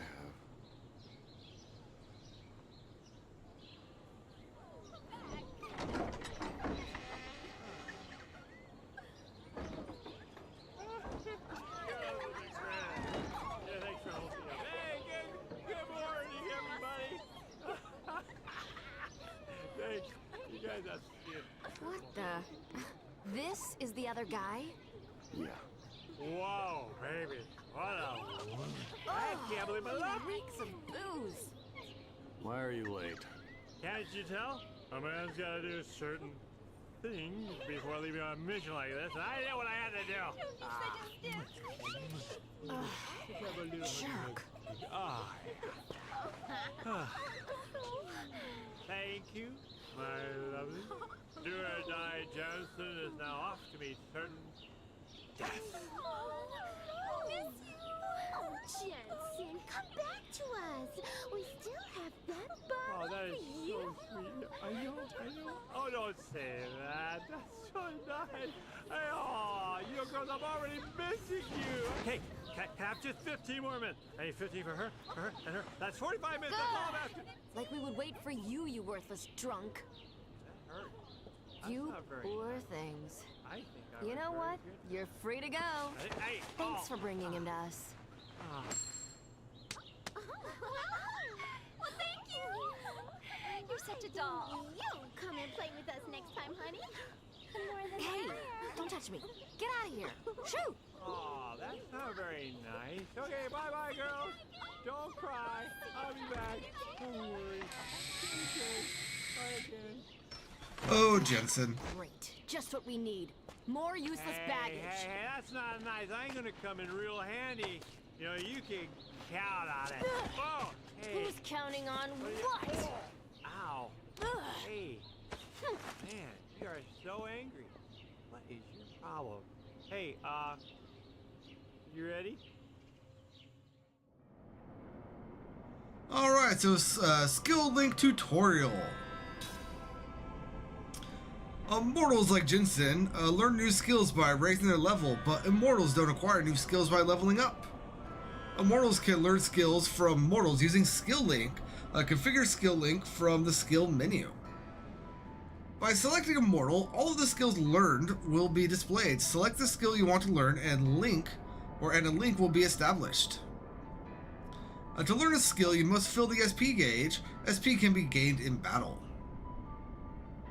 An immortal using skill link with a mortal can only earn SP towards the linked skill if they are both in the formation. After using the skill link, don't forget to set the battle formation.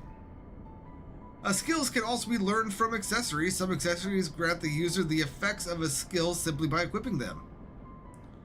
The skills learned from mortals will not be effective until you assign them to skill slots. Mortals can use skill links assigned to the skill slots. Don't forget to assign the skill links you want to use it in here. So,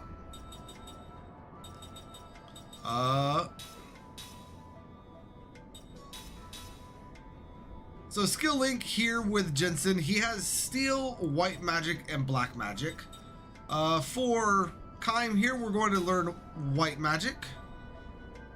And then for Seth here, we're going to learn steel.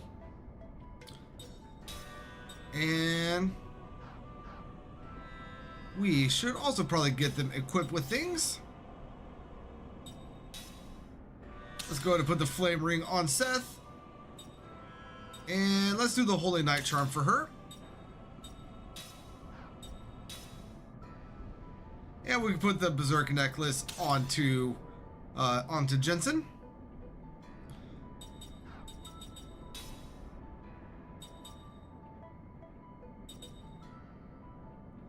And we can go ahead and make another flame ring. So let's go ahead and do that. And then put that onto Jensen as well.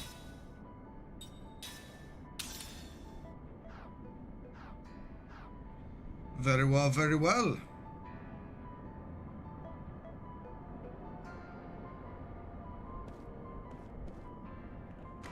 The guide is telling me to go back in here.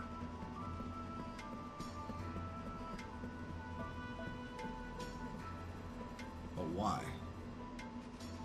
How should I go about this? This cargo lift is a tricky little thing. Hey, you there, do you know how to use this thing? You can't get up there without going up the lifts, but it's pretty easy to screw it up if you aren't careful. Plus, there's that junk in there too. But I've got to get these lifts moving though. What to do? Work the lifts for him. Yeah, sure. You'll give me a hand? What a relief. Well then, let me explain how this works. You see the 3 levers to work the lifts? Each lift can stop at top, middle, or bottom. And we need to get all of them to the bottom here. The tricky part is pulling one lever moves 2 lifts at once. What's worse, each lift goes up and down in its own particular pattern. Also, you can move the lifts only a set number of times. After 6 movements, it will automatically reset to its default position. So you can't screw it up too badly, at the very least. Go ahead and give it a shot. I'm sure you'll figure it out soon enough. Okay.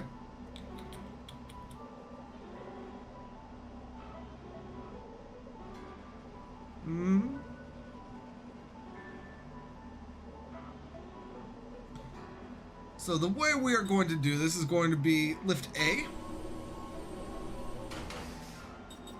C, B, then A, and A. Oh, impressive. You're pretty good at controlling this thing. What do you think about working here full time starting today? Anyway, I can finally clear out all the junk up there. If you see anything you want, just take it. I think of it as my thanks for helping move things. So, what? Do I just hop on here and it moves me up? Yes, I do.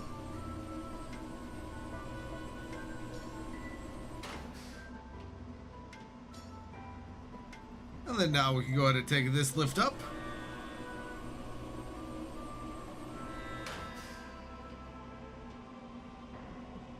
Come on, here we go.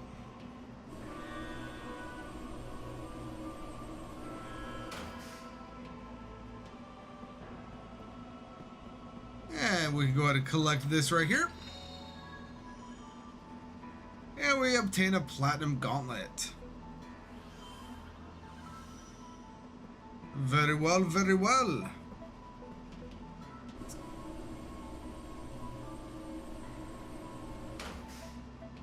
Let's go ahead and make our way back down to the bottom.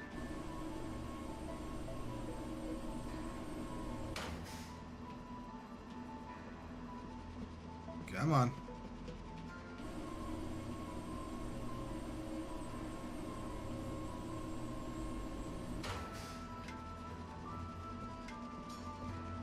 All right, now this person right here. I have a soldier telling me he lost his helmet. Where the heck could it be? He said he dropped it through the gap while he was going up on the lift. But when he went back down to fetch it, it was gone. So now, if we go ahead and hop on the elevator.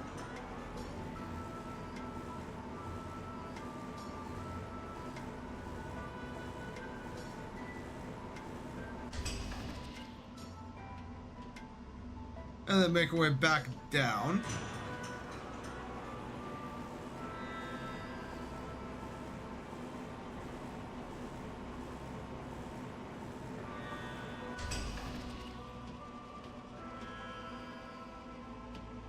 I believe, yeah, we can now ram this. And hey, look what fell down.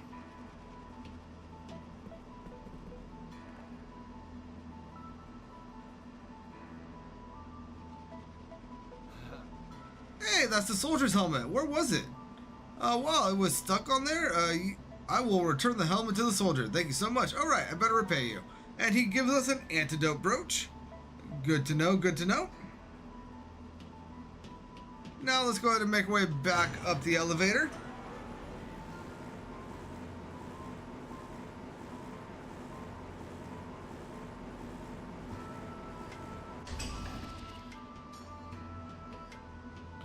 And we're going to be going back to the monorail system.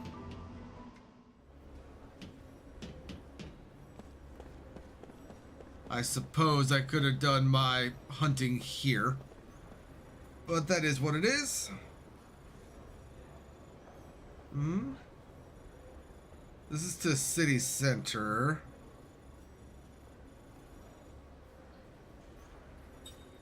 Yes, I believe this is where we want to go.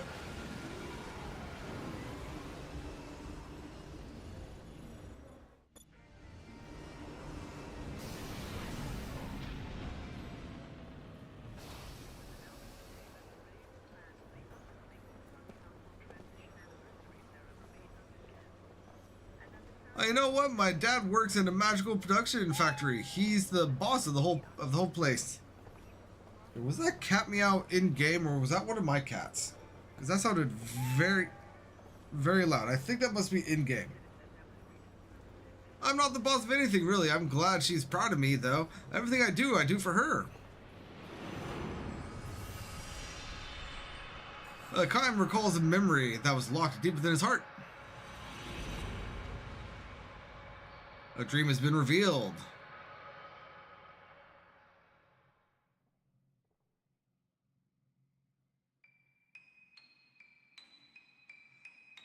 By the way, this one is called Little Liar. I accidentally skipped through that. Everyone in the marketplace hates the little girl, not yet 10 years old, and far from having outgrown the sweet innocence of childhood. She earns only open contempt from the grown-ups who have shops in the market. The reason is simple. She lies about everything. Hey, mister, I just saw a burglar go to your house. Look, lady, everything just fell off your shelves. Hey, everyone, did you hear what the trader said? Bandits are planning to attack this market. Even the most harmless white lies can be annoying if repeated often enough, and the shopkeepers have found themselves growing angry. Oh, you better watch out for her, too, the lady grocer warns Kime. Nobody here falls for her lies anymore. She's always on the lookout for newcomers or strangers. Somebody like you would be a perfect target for her. She could be right. Kime is new to town. He arrived a few days ago and has just started working in the marketplace today. What do her parents do? Kime asks while unloading a crate full of vegetables. The woman frowns and shakes her head with a sigh. She doesn't have any. They died. Her mother did, at least. Maybe 4 or 5 years ago. She was a healthy young woman who never so much as caught a cold in her life. Then one day she collapsed, and that was it for her. How about her father? She sighs more deeply than before and says he left to find a job in the city. The parents used to operate a variety store in the market, though the mother almost single-handedly took care of the actual buying and selling of the many goods they carried. As soon as she died, the shop's fortunes took a plunge until it was eventually taken over by someone else. The father went off to the distant capital city in search of a good-paying job that would enable him to cover their debts. He promised to come back in 6 months, but he has been gone for a whole year now. Letters used to arrive from him on occasion, care of his friends, the tailor, but those two gave out about 6 months ago. I guess you could say it's sad for such a little girl to be waiting around for her father to come home, but still, the girl now sleeps in a corner of the communal storehouse run by the people of the marketplace. We all used to talk about taking care of her, to be stand-up parents for her until her father comes back. This is no surprise to Kime. He knows from his own experience that all the people who work in the marketplace, and not just this plump kind woman, are good-hearted and generous despite their limited means. Otherwise, they never would have hired a stranger like himself. But before that 6 months went by, we were all heartily sick of her. She was a sweet, simple girl while her mother was alive, but this experience has left her kind of twisted. All her sweetness is gone. Of course, we all feel sorry for her, and we take our turns feeding her and dressing her in hand-me-downs. But the way she keeps telling lies to all the grown-ups, nobody really cares about her anymore. Why can't she see that? She must be lonely, don't you think? With a pained smile, the woman strokes and says, "That's enough gabbing one day. Work, work." And she goes back inside the shop. Kime is sorting the vegetables. He hears he has unloaded in front of the shop when he hears a small voice behind him. "Hi, mister, you new here?" It's the girl. "Uh-huh." "You're not from the town, are you?" "No, I'm not." "Are you living upstairs while you work here?" For a while at least. That's what I'm hoping to do. I'll tell you a secret, okay?" "It's starting already." "Okay," Kime says without pausing his work. There's a ghost in this marketplace. The people here don't tell anyone about it because it's bad for business, but it's really here. I see it all the time." "Really?" Kime responds with feigned surprise. He decides to play along with her rather than scold her for lying. In this endlessly long life of his, he has encountered any number of children who have lost their parents or been abandoned by them. The sadness and loneliness of children who have been cast into the wide world alone are exactly what Kime feels himself as he continues to wander through the infinite flow of time. "What kind of ghost?" "A woman, and I know who she is." "It's the ghost of a mother who lost her child," she says. "A little girl, her only child, died in an epidemic. Overcome with grief, the mother chose to die, and now her ghost appears in the market every night, searching for her daughter." The poor mother, she killed herself so she could be with her daughter, but she can't find her in the other world either. So she keeps looking for her here and calling out, where are you? Hurry and come with mommy to the other world. The girl tells her story with deadly seriousness. Don't you think it's sad? Says Kime. She actually has tears in her eyes, which is precisely why Kime knows she is lying.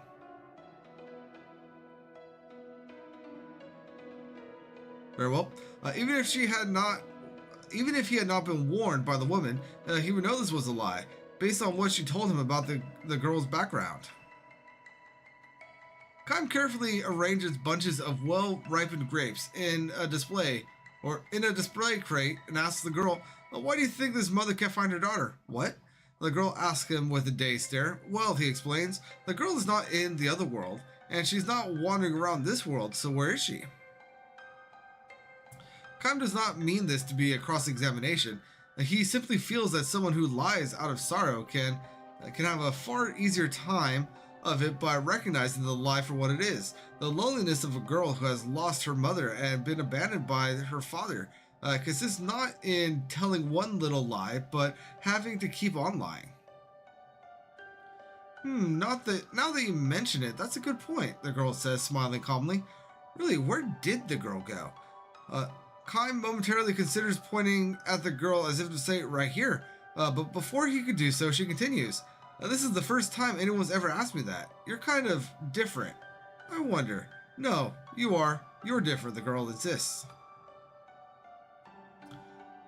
I think we could be friends. Her smile deepens. Kime smiles back at her, saying nothing. Just then, they hear the lady grocer coming from the back of the shop, and the girl dashes away. Just before she disappears around the corner, into the alleyway, the girl gives Kime a little wave and says to him, see you soon. For the first time, the face of the girl with the all too grown-up speaking style shows a hint of childish befitting her years. So bright. Oh god, that's bright. The girl begins coming to see Kime at the shop several times a day when the lady grocer is not around. She tells him one lie after another. I baked cookies with my mother last night. I wanted to give you some, but they were so good I ate them all.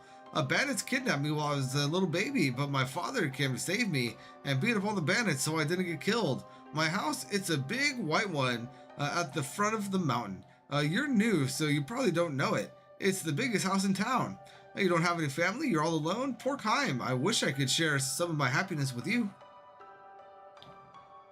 All of her lies are born of sorrow. Sad, lonely lies. She could never tell the marketplace people who know her background. At the end of every chat with Kime, as she is leaving, the girl holds a finger to her lips and says, this is just our little secret. Don't tell Lady Grocer. Of course, Kime says nothing to anyone. If he happens to find himself in a situation where the market people are speaking ill of the girl, he quietly slips away. Lies and...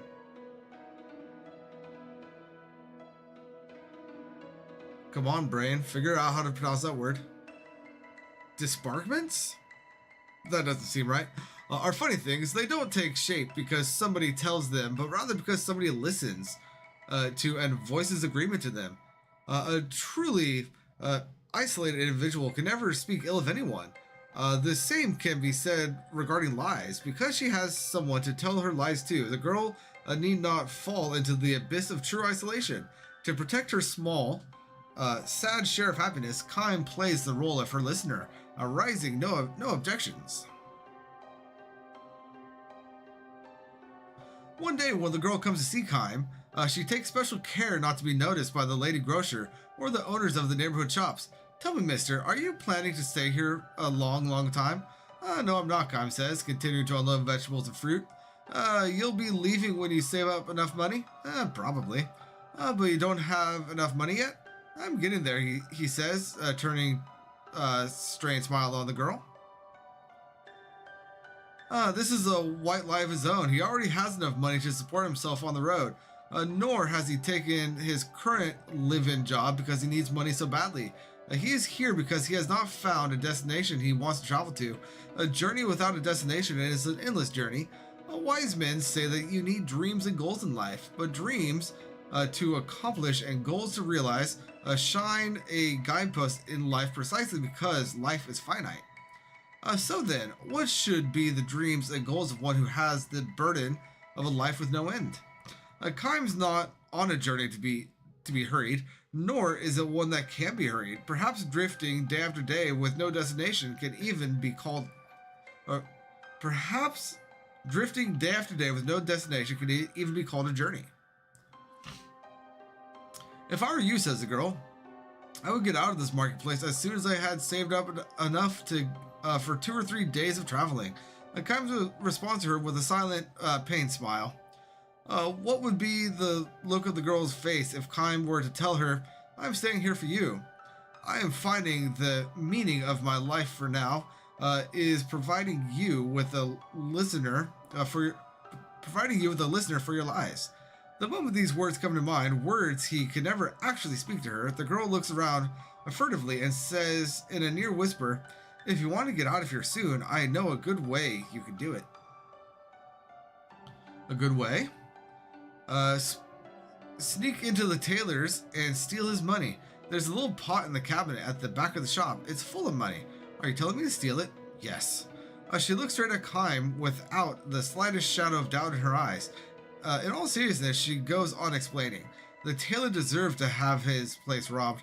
The money in the pot, she says, is tainted. I know this girl, a good friend of mine, she says, and it's so sad about her. Her mother died and her father went off to work in the capital, and she's all alone. Her father was supposed to come get her after 6 months, but she hasn't heard a thing from him. Yet another lie born of sorrow. Kaim calmly asks, Is there some connection between your friend and this tailor? Of course, she says. A close connection. What's really happening is the father was sending her money every month the way he was supposed to help make her life in town a little easier. And he kept writing to her. He wanted to tell her he found a good job in the city and she should come to live with him right away. He's too busy to come for her, so she should come to him. And he sent her money for the trip, but none of the letters or the money ever reached the girl. Why do you think that is? Before Kaim could answer, the girl says, the mistake was made. The mistake he made was to send the letter and money care to the tailor. He's been keeping all the money for himself. Kaim looks away from the girl. In order to prop up one sad lie, the girl has piled on a still sadder one. A lie that could hurt another person. This is the saddest thing of all. The lock on the tailor's back door would be really easy to break, the girl adds, and she gallops away without waiting for Kaim's reply. The girl comes running into the grocery store the next morning, shouting for the owner. She says directly to the woman, not to Kaim, burglars broke into the tailor shop last night. She says she saw a number of burglars sneaking in late at night after the marketplace emptied out. My oh my, says the woman with a forced smile. That must have been just terrible. She is obviously not taking the girl seriously. But it's true though, I really saw them. Look, little girl, I've had just about all I can from you. You're such a little liar. It scares me to death to think about you growing up to be a burglar or a con artist or something. I am busy trying to open my shop now. Do you mind? Try it on someone else. She is hardly through speaking when someone outside shouts, Help! Somebody come! The tailor is standing in the street looking horrified and screaming at the top of his lungs. But burglars! They took my money! The little girl slips away as the tailor comes in. The marketplace is in an uproar. The girl was not lying. That much is certain. But, all too accustomed to her lies, people now suggest the possibility of another kind of lie. Maybe she did it. What do you think? And so it begins. I think you might be right. Talk about play acting. I wouldn't put it past her. Let's go find her. We'll make her tell. Even if we have to get a little rough with her. No one objects to this suggestion. Some run off to the storehouse and others start searching the marketplace. Can't find her anywhere. The storehouse is empty. She ran away with the money.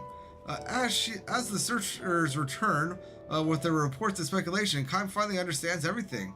After all her sad lies, the girl has left behind one final truth. She couldn't have gotten very far. Yeah, we can still catch her. The little thief. Wait till I get my hands on her. The men rage, and the women fan the flames. Good, give her what she deserves. We were so nice to her, and now look how she treats us. We can't let her get away with it. A dozen men start to run after her, but Kaim stands tall on the road, blocking their way. Hey, move it! The men are out for blood, but Kaim knows if he felt like it, he could knock them all down, and they wouldn't be able to lay a finger on him.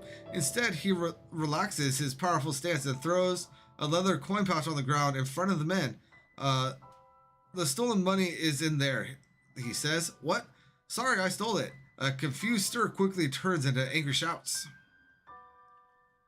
Kaim raises his hands to show he will not resist. Do what you like with me, I'm ready. The lady grocer breaks through the wall of them, shouting at him, How can you do it, Kaim? I wanted the money, that is all. And you're not just saying that to protect the girl? The woman's intuition is too sharp. Forcing a smile, Kaim turns to the tailor and says, It was in a pot in the cabinet, right? The man nods energetically. It's true, he must have done it. I had the money in a pot. He's the thief. The money wasn't the only thing in the pot, though. What are you saying? You had some letters in there, too. Letters from the girl's father. That's a lie. Don't be crazy. It's true, though. No, there couldn't have been any letters. I threw them all. The tailor clasped his hands over his mouth, but it was too late. The lady grocer glares at him. What's this about? She demands. No, I mean, you better tell us everything. The people's angry glances turn from Kaim to the tailor. Some days later, the two letters arrive from the girl addressed to the lady at the grocery store and the nice man upstairs. Kaim's letter says the girl managed to find her father in the capital. He has no way of knowing if this is true or not. It's hard to imagine a little girl finding her father in a big city so easily without knowing his address or workplace. Still, he decides to believe it. When the girl's letter says, I'm happy now. Human beings are the only animals that lie. Lies to deceive people, lies to benefit oneself, lies to protect one's own heart from the threat of crushing loneliness and sorrow. If there were no lies in the world, much strife and misunderstanding would surely disappear. On the other hand, perhaps it is because this world is a mixture of truth and lies that people have learned how to believe. When he is through reading his letter, Kaim turns to the woman, concentrating on her own letter. She shyly raises her head when she senses Kaim looking at her. I give up, she declares. Listen to this. I am so grateful to you and the others in the marketplace for all you have done for me. I will never forget you as long as I live. A liar to the bitter end, that girl, she says, smiling through her tears. Indubitably. I don't want to call it a fun little story, but at least a cute little one.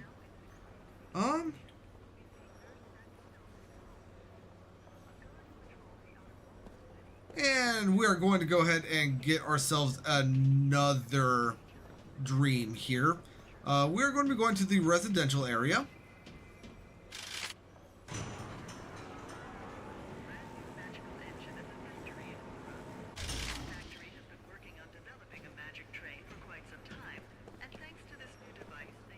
Let's go ahead and head over here.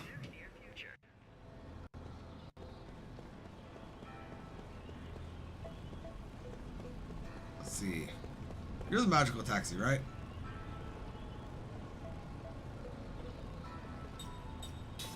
Never mind. I apparently can't take the taxi just yet.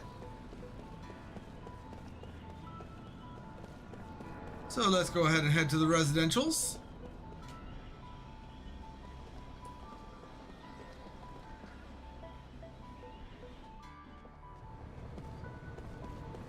And we're looking for couples sitting on a bench. Here we go.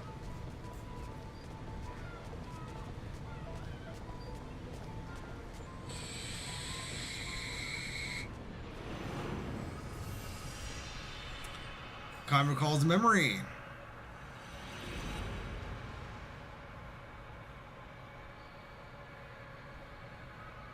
Dream has been revealed.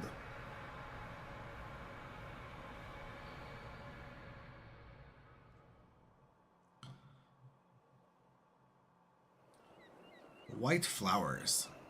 You know what? These are cute little stories. I'm about to get like 5 more of these, and I am not going to read them all. I will put them up on screen so that if you want to, you can pause and read them yourselves. But I do not have the desire to read all of them as of right now. If I continue playing through this game and like end up beating it, I might go through and read them all just in like a little side episode. I hesitate to call it a mini episode because it will probably take an hour or two. But that's going to be stuff that I could record and actually put up. But as of right now, I'm just going to be doing this.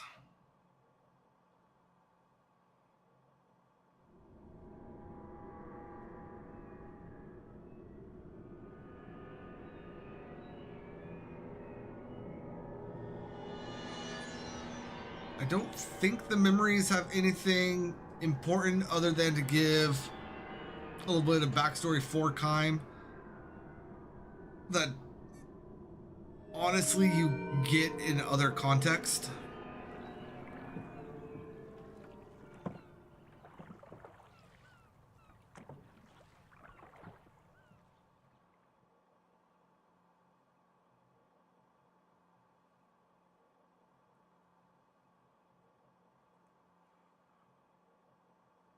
And at least the ones here in the beginning very much show that Kime has a certain proclivity to, I'm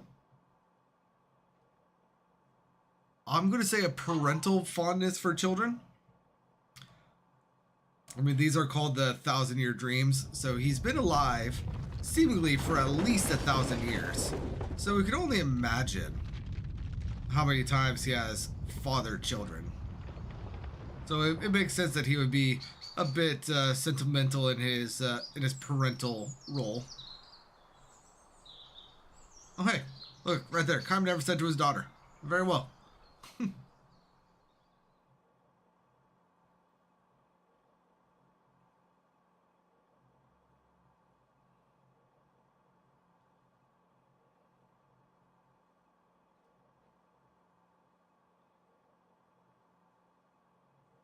So many more.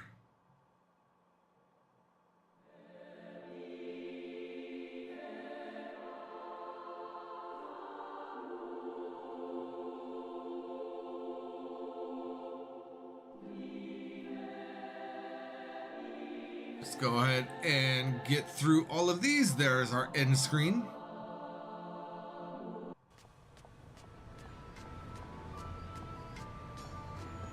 Can I kick this ball? I can. Alright, now we are going to be heading back towards the tavern.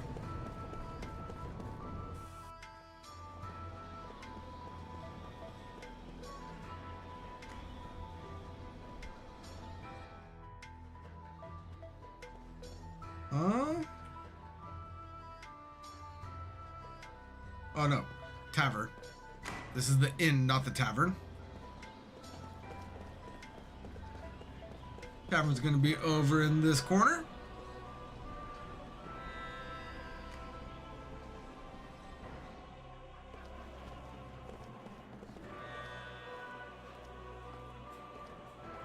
Hold on, you're fresh from the battlefield too, aren't you? Guess we both owe someone upstairs big time, huh? I kind of feel like a heel. Thinking about it, all my dead buddies, but having another chance to see your family, well, that's a great feeling. I don't think I'd actually make it out of this alive. After all, I have no idea what I'm going to do when it's time to knock on my family's front door. And here we have another memory. This one is called A Hero's Return.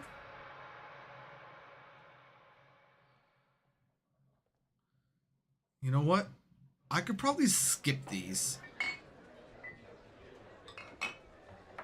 And yeah, I'm already planning on doing a assuming I ever finish the game on stream. I do plan on doing a full-on read-through of these. So, yeah, I'm just going to kind of fly through these.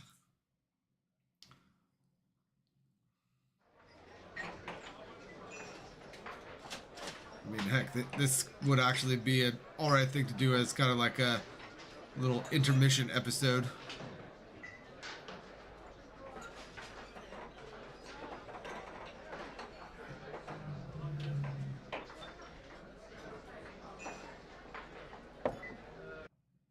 Come on. Oh god, so red.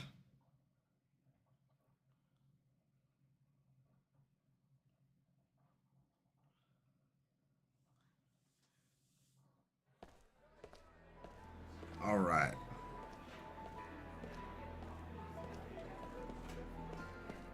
So we're now going to exit the tavern and re-enter.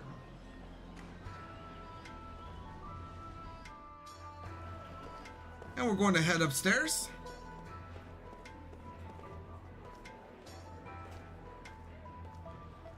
I used to work as a jail warden. It was so strange to see the prisoners start riots over and over again. All it did was extend their sentences, you know. I have no idea why they kept on acting that way, really. And we have unlocked another memory, of course.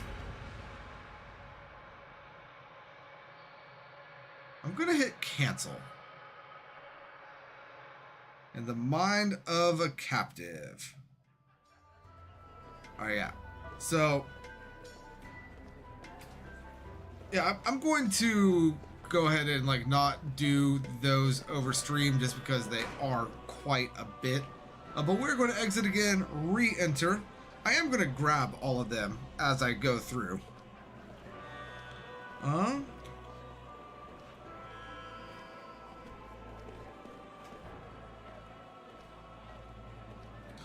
Stupid damned magic engines think they could just up and take my damn job away from me. Come on, Dad, I gotta get you home already. And this one is going to be A Mother Comes Home.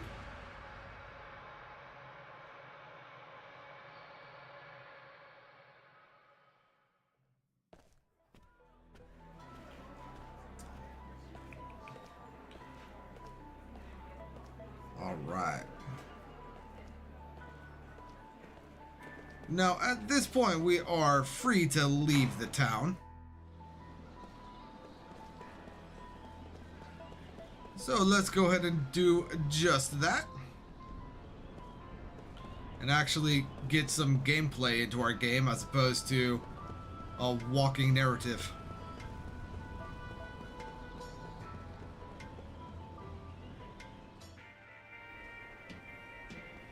Backstory is good. I love the lore. Not necessarily an engaging bit of content, though.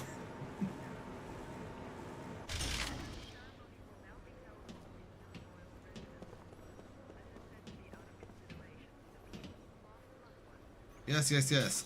Well, no, darn it. I went too fast. I went too fast.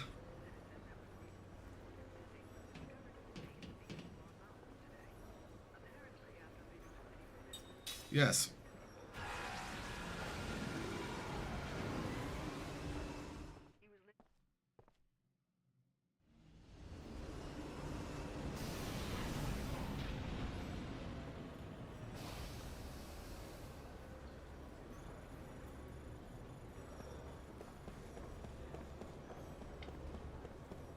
Moving on through here.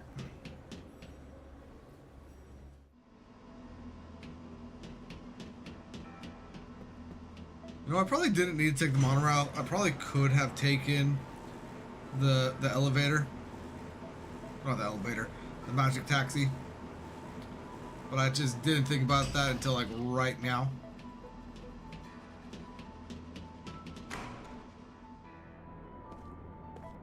Alright, now as we leave, we should be accosted by someone.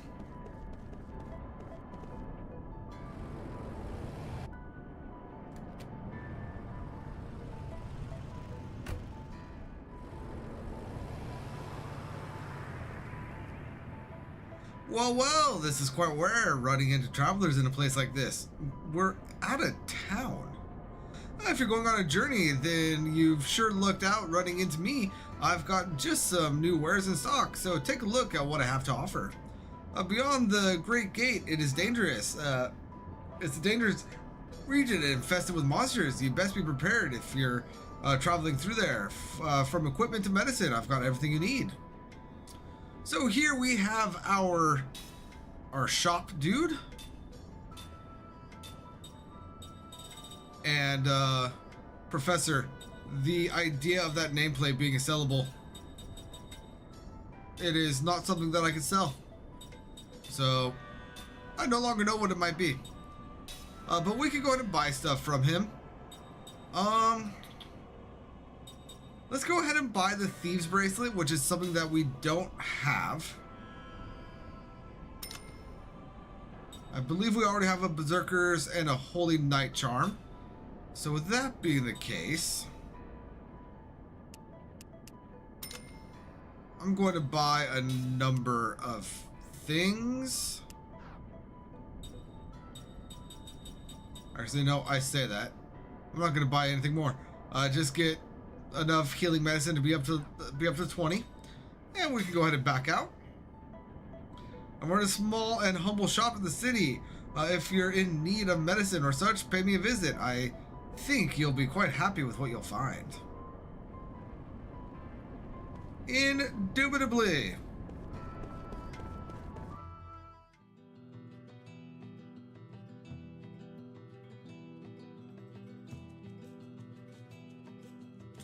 And here we have the world map. We are going to be going to the mountains up here, so let's go ahead and select this as our destination.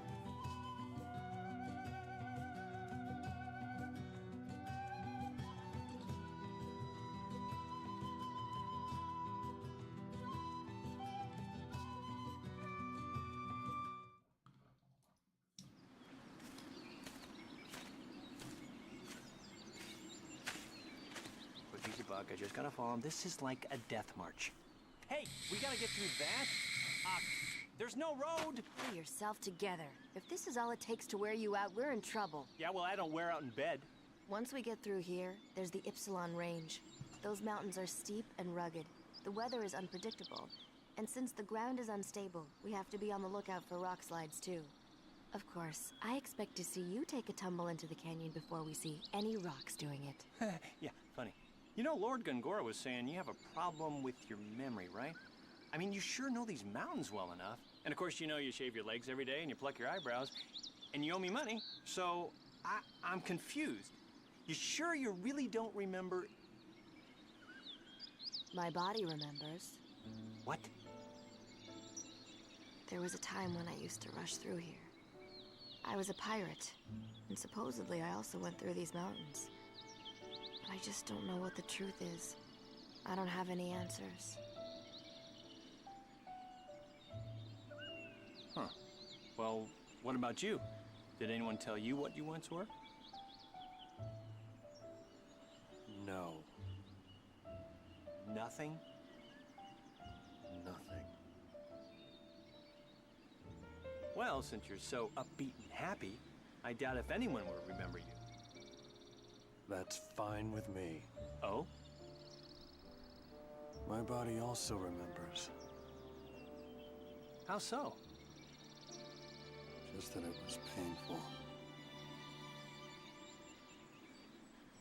If I happen to remember, and my past didn't amount to much, then I think it's probably better to have never remembered. Oh yeah, that's smart.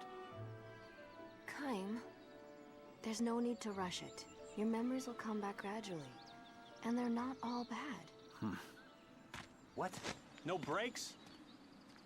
You just had one. Yeah, how about some water? A little fruit? How about a foot massage? My feet don't stink. Kaim, you up for that? Hello? Alright, so here we have a save point. Before we do anything with that, though, I believe it's this tree. Yeah, we get 100 gold for that. While we're in the forest, we could ram various trees. Let's go ahead and save.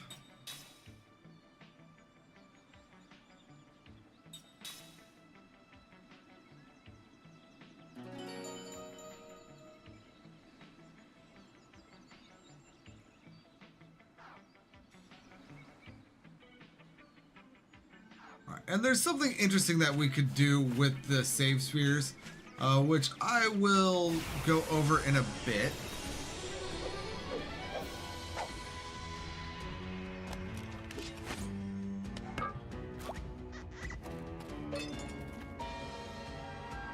Hey look, the enemy's got a little formation going. In a formation, the front row provides a defensive wall for the back row, so any damage inflicted on the enemy's back row is reduced. So yeah, we can only attack the front row up here.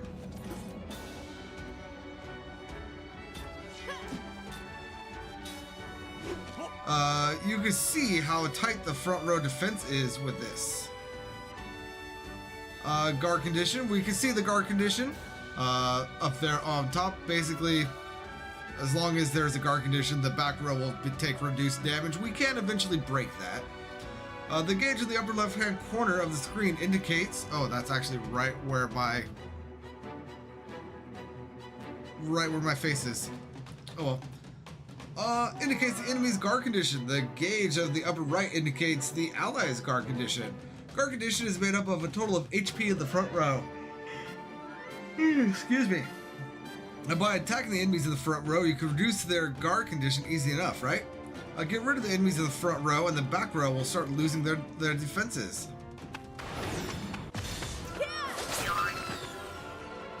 Yeah, that's not bad at all. See how the guard condition has gone down?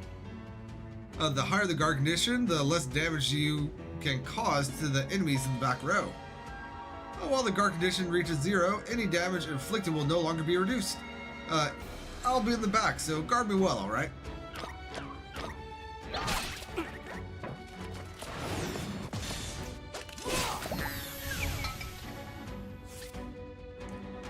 Alright, so I'll go over this in a little bit. Oh look, they're casting a spell. Here's a little hint for you. See the action order displayed on the bottom? Yes, I do. Well, you punched out the guy who was trying to cast a spell, right? That extend the amount of time he needs to pull the spell off. It's called casting interference. If you manage to cause enough interference, you can even keep the spell from popping off until the next turn. Oh, well, enough talk. I say let's take care of this rabble.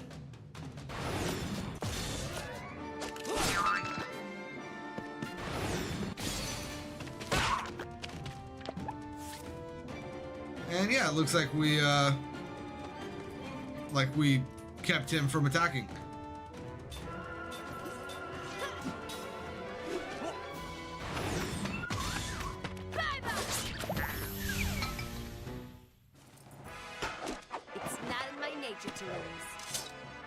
And we gained 2 SP for that. Very nice.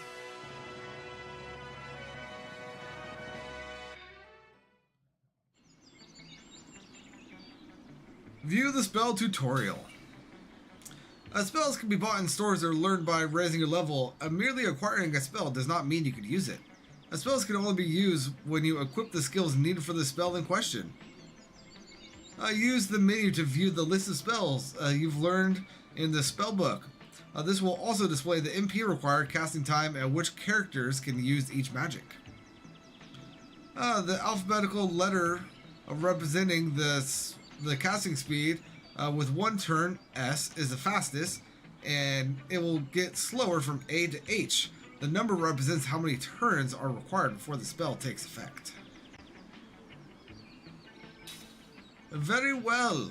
So you start to cast a spell and you're not necessarily going to get it that same turn, but the longer it takes to cast a spell, the more powerful it will be. And we just grabbed ourselves a seed right there.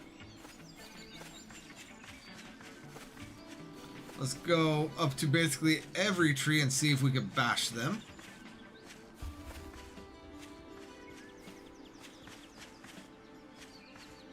Because I believe there's a few more trees that we could hit.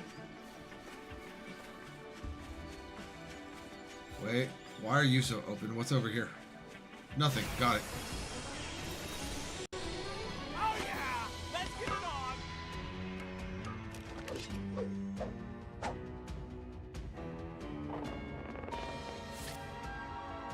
All right. So all of these guys are in the front row. Very well. Let's go ahead and hit the cliffhanger. With Seth here, let's go ahead and do the dagger bird. And let's go ahead and do wind on one of the cliffhangers.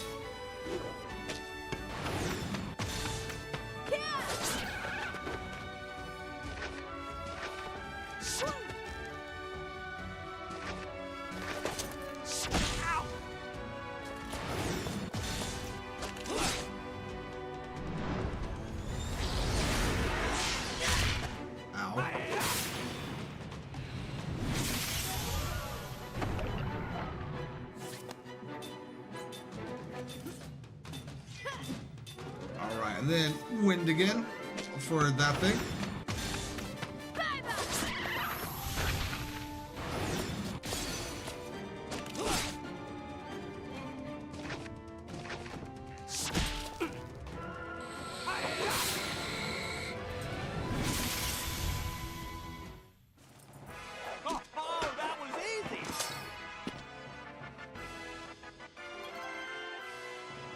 Alright, now Jensen is level 10. Very well.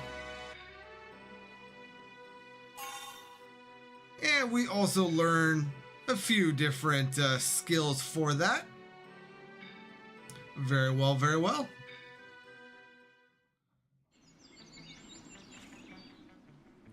Alright. Equipment.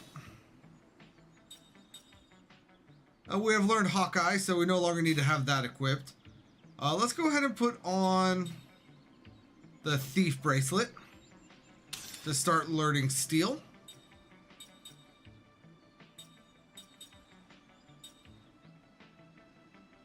And then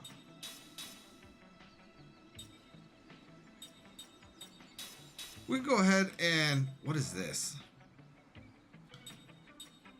We go ahead and put Factual Analysis and White Magic. And then for the skill link, we can now learn a different skill.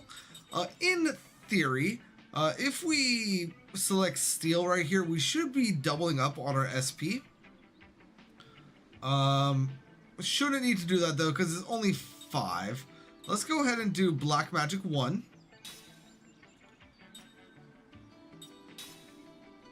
And then now we can do White Magic for what's her butt. Equip Steel right there. And yeah. Now a little something to know about this game. It, much like many JRPGs, there is an elemental like hierarchy. So we have water, earth, wind, and fire.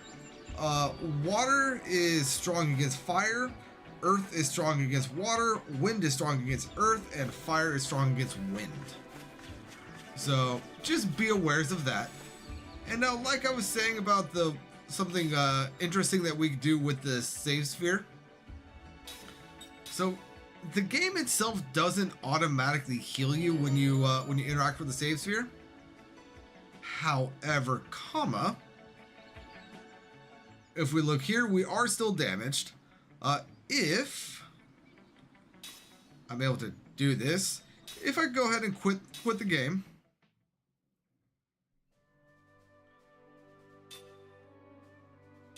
and then go ahead and reload my last saved game.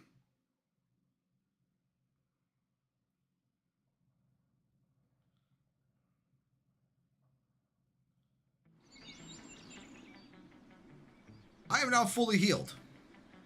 So that is just something to be aware of. Let's go ahead and continue moving forward.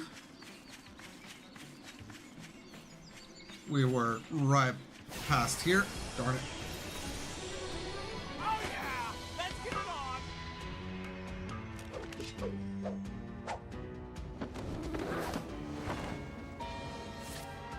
All right. Kaim. That thing's in the back row. So let's go ahead and kind of focus fire on this thing.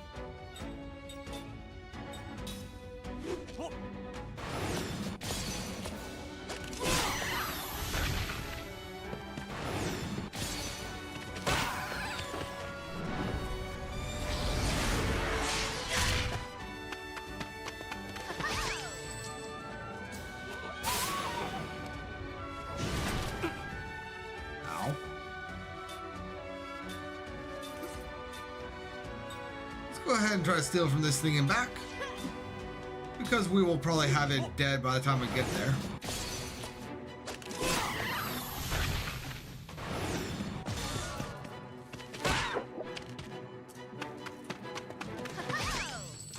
And we just stole ourselves a healing medicine. Very nice.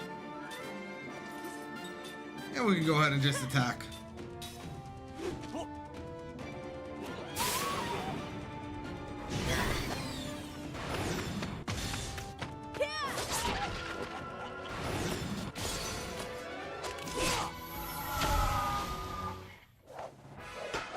Taking candy from a baby.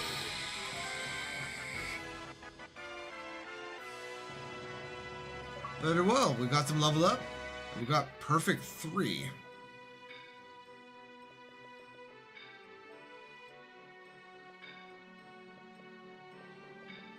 I am not going to be able to figure out. Yeah, it doesn't matter. We got 2 sharp beaks for that. Very well. And Seth learned his crisis defense boost.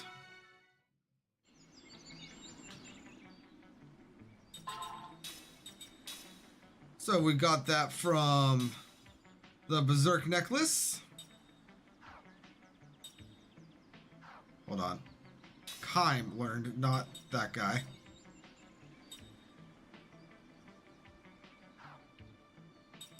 Hold up. Sorry, Seth learned the crisis defense boost. Let's go ahead and put on the Hawkeye for her.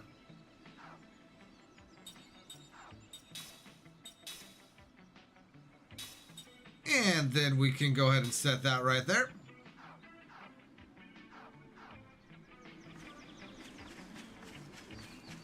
Ram treat? No. Gonna ram this one? No. Alright, so we got a dead end over here after our battle. Are you some kind of beast?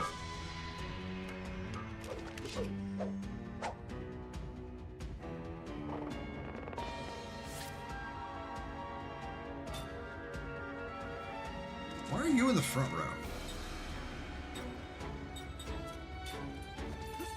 I don't know why this thing's in the front row, but we'll take it.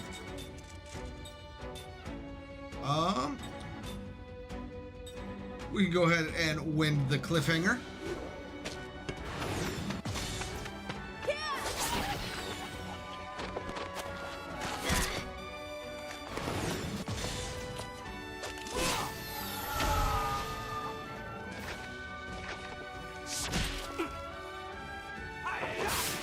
And be gone, cliffhanger.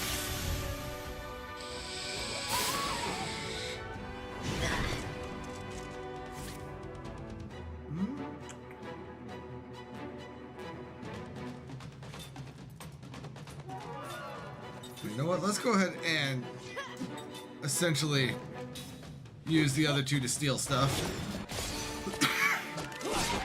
Assuming things survive long enough to be stolen from.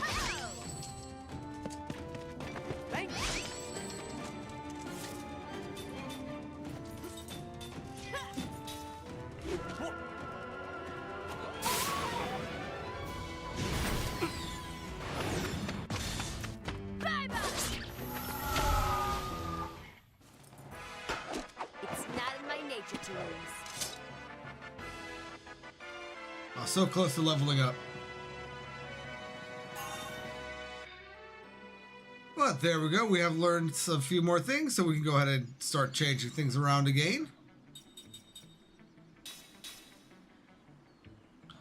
First of all, let's go ahead and set that steel. Second, let's go ahead and get him learning Black Magic level 2. puts that white magic on right there. And start learning black magic.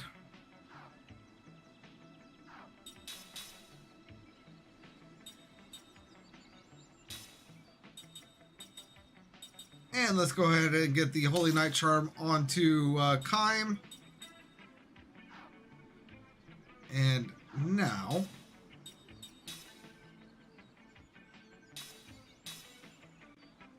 because we aren't really going to be using Kime's MP for anything, let's go ahead and have him heal up for now. That should be good. And like I was saying, we have this dead end up here that has 2 pots in it. This one right here has a mana herb. And this one has the ground spell. Very good, very good.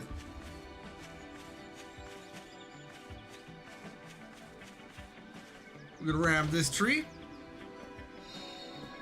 in order to get ourselves 2 wind seal leaves.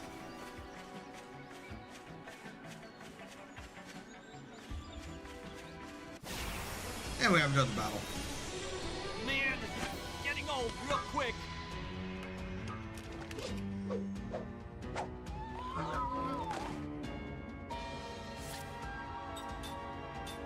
Alright, and I am going to essentially double steal this thing, and then we are going to wind it. Although, that being said, that wind is going to go faster than our steel.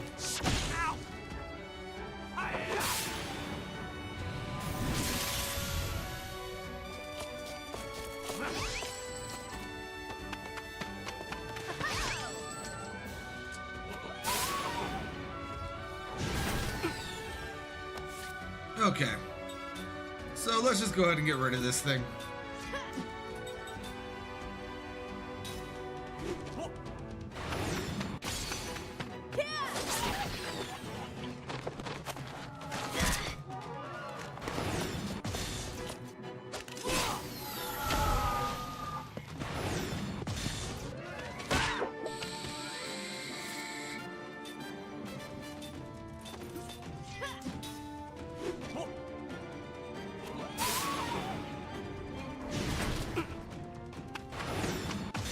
Be gone! Oh, it survived. Now be gone.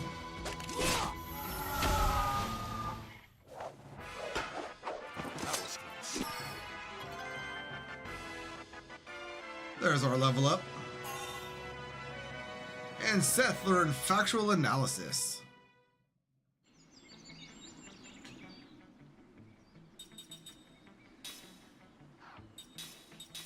So let's go ahead and get that Hawkeye off of her. Let's go ahead and give her the platinum. Actually, let's put the Hawkeye onto that dude and give Seth the Berserker necklace.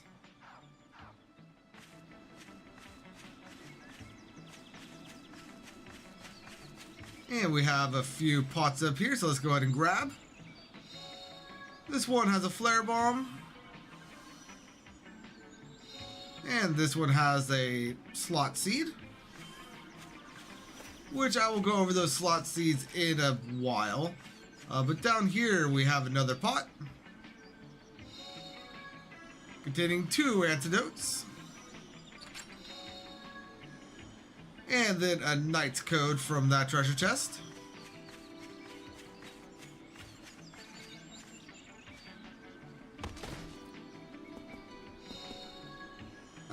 Healing medicine from that tree.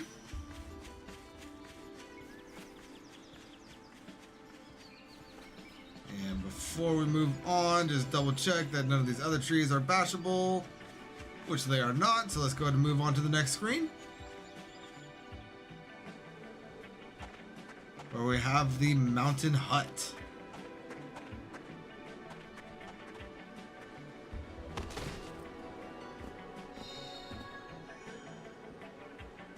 Two magma fragments.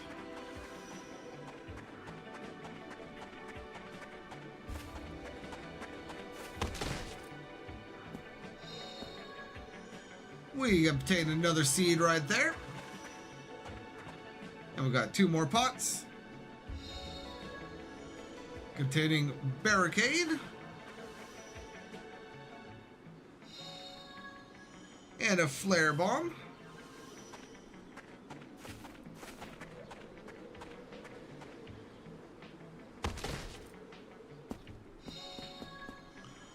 Two whetstones. And can I do anything here? Negative. Before we make our way to the hut, though, we have another battle. This does not look good. It looks fine.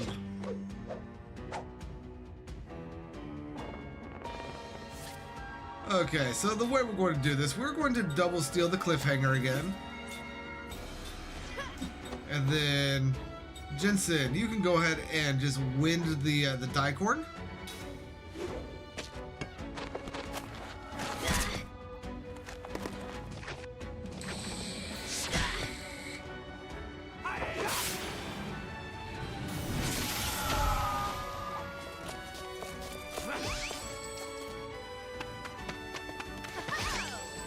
And we got a poison oil, very well.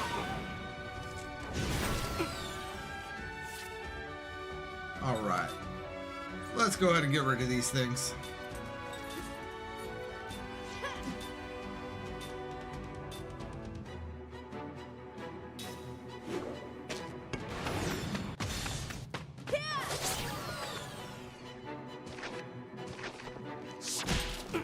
Ow.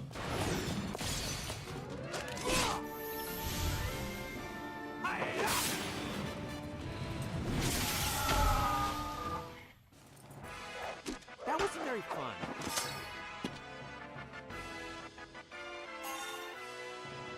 And Seth learned black magic. Speaking of skills, how close are we here? Oh, we got 6 out of 8. Very well. Let's go ahead and start learning black magic level 2.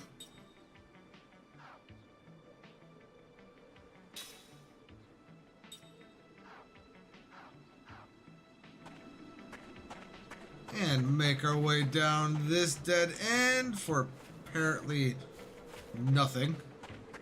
Fine. Guess we have no choice.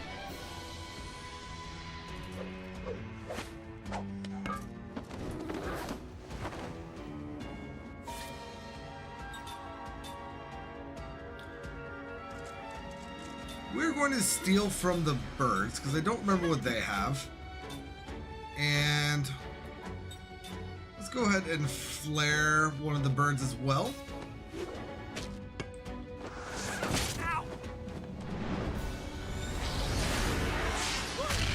Aha, you missed.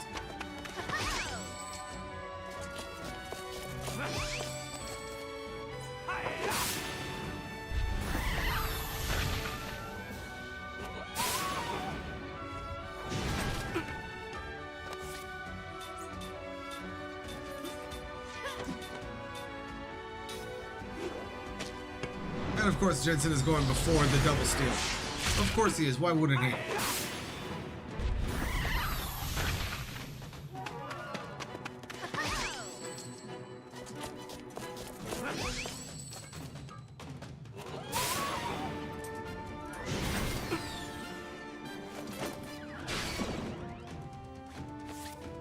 Alright, we're just going to go ahead and get rid of the deer.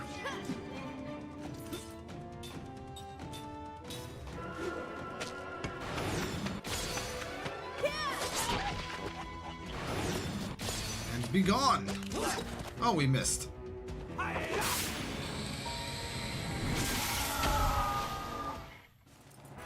Well, have you fallen for me yet?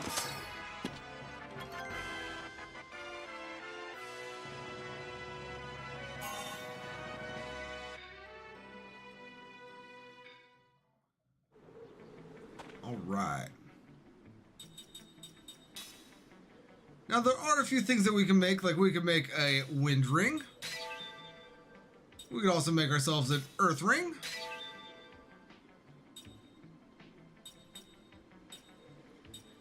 We could also make ourselves an aim ring, which inflicts significant damage on aerial enemies. So good to have.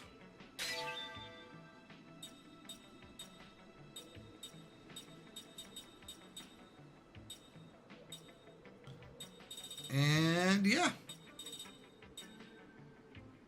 Well, let's go ahead and make ourselves another bruiser ring. Just for the bruiser ring ultra.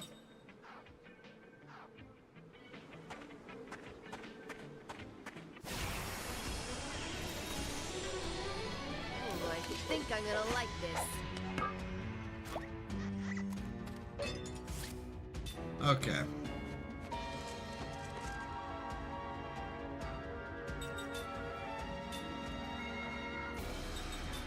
So we are more or less just going to attack.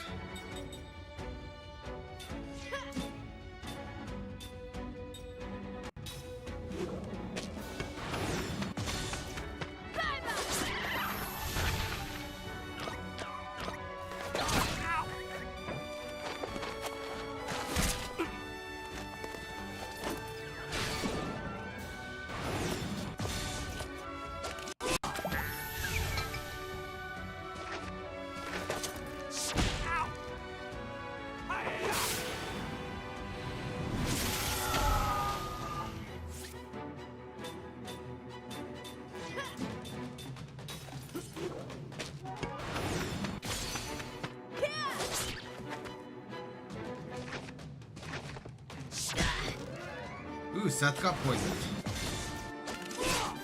But the thing is down.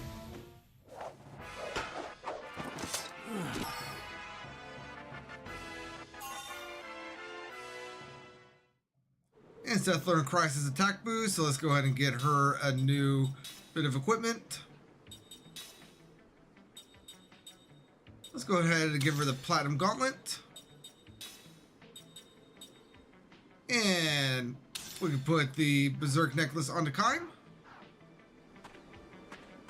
And if I could make it to the inn without another battle, that would be great.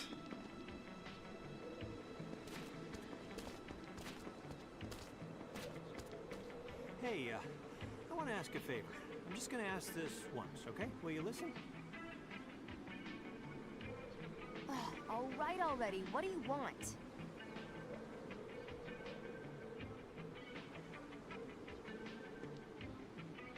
Whining. Okay. Is that all you can say? Can't we just rest in that hut over there? All you do is complain, complain, complain.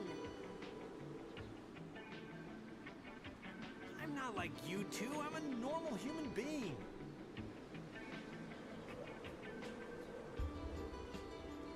What should we do?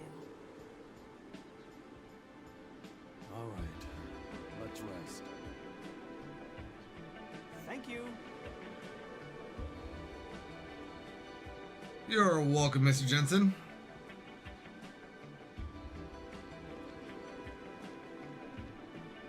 In we go. All right. Now, in here we have a couple of things that we could do. First, we have this pot right here, which is going to contain a seed for us. Then right here, we have ourselves another pot, which is going to contain an antidote. We also have a save station here,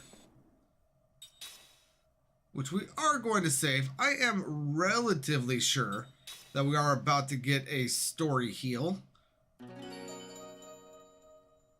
so I'm not too worried about that.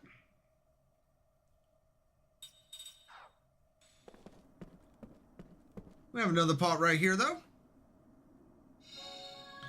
This one containing a power drink. Excuse me, sorry about the sneeze. And then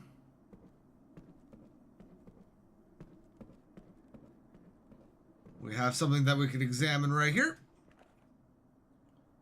We have a lamp that causes something else to appear, which is going to be search glasses. So that is going to give us analysis.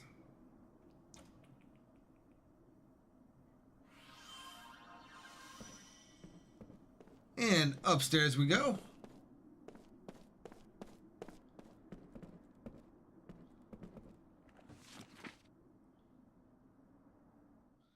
Oh, we finally reached the mountain hut. Everyone is worn out. I can barely keep my eyes open long enough to leave these few words. We're going to stay in this hut for a while. A giant monster inhabiting the mountain has appeared. We've only glimpsed its shadow near the peak, but it was enough to make us think twice about going on. I've got a light fever, probably from the rain during the climb. The weather changes so fast up here. I still have my appetite, and I've taken some medicine too. I should be fine after I'm rested. The keeper of these mountains is still on the prowl. Near the summit, we hear the beat of his giant wings and roars periodically. We should be safe in this hut, but who knows when we will be able to leave. I thought the mountains were a terrifying place, a nest of monsters, but everything is so beautiful up here. We discovered an exquisitely rare flower today. There isn't much else to do right now. The master of the mountains finally seems to have moved on. At last we can leave this place. We're going to ensure our safety tomorrow and depart. Indubitably. And then what else do we got up here? We have a lamp that we can turn on, which is going to give us a searchable down here, which is the shield spell. And other than that,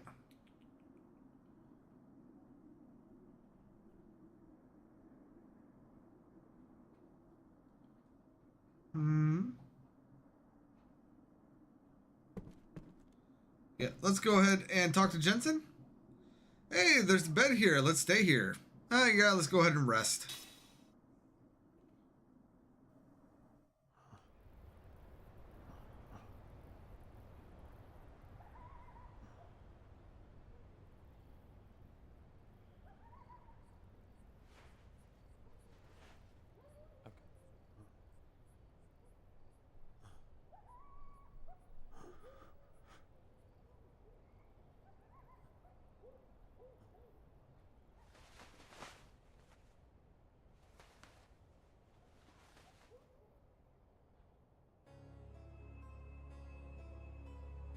What is that, Jensen?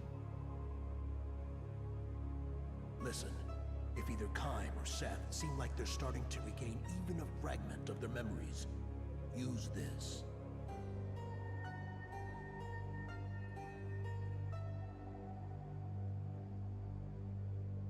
What is it?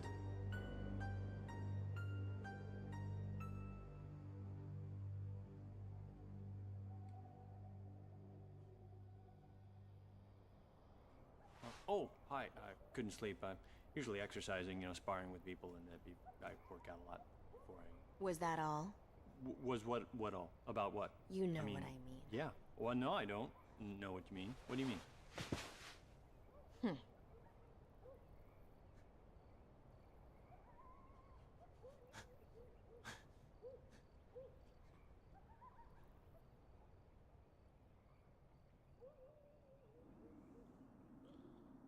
All right. So, couple of things. First, let's go ahead and get the flame ring off of Jensen, because I would like to put that onto Kime right here. Next, I want to learn anti-poison.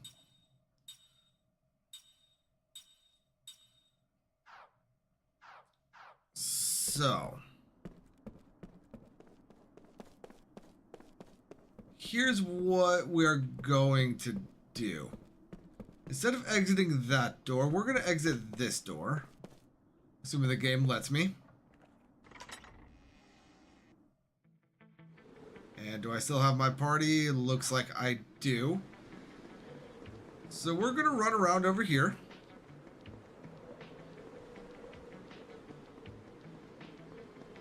We're going to run around over here.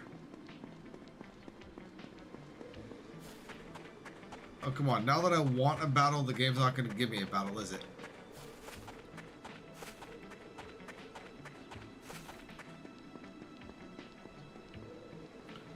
Okay.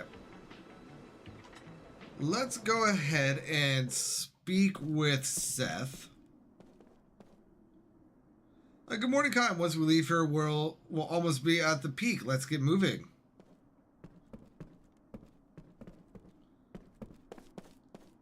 I might have screwed myself over a little bit, because I definitely want to learn some skills. Can I please get in a battle? There we go. All right. Oh yeah! Let's get it on!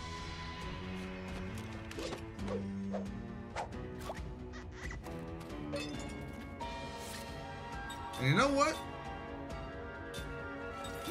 We are going to steal from these things just to see what they got.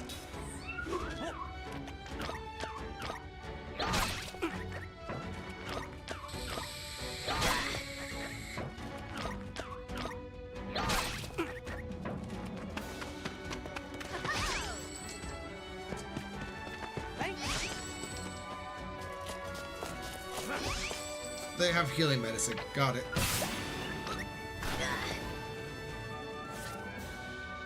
Alright, so let's just go ahead and take them out. And they are water. So... ground, I believe it was?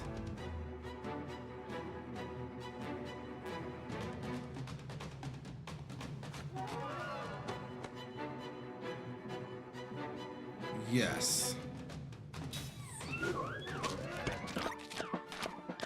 Oh no, they're combining.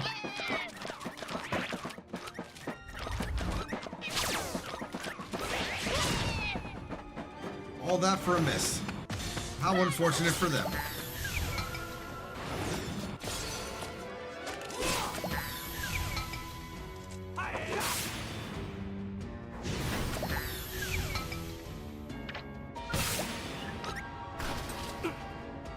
Ow.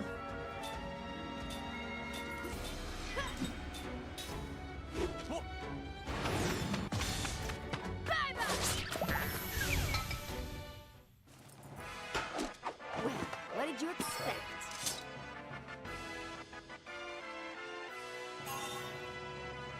Hey, Seth learned Black Magic level 2. Very well.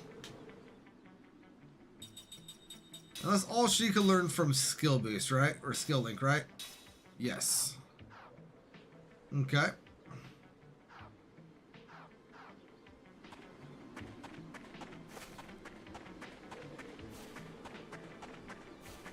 So let's go ahead and try to get into another battle, please.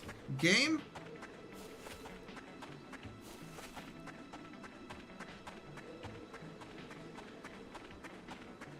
Why was I getting into battles like every 3 steps before that event?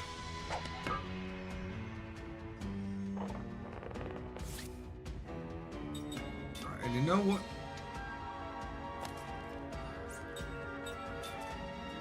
Let's attack the bird. Let's get rid of the Kellyon. And then let's get rid of the deer.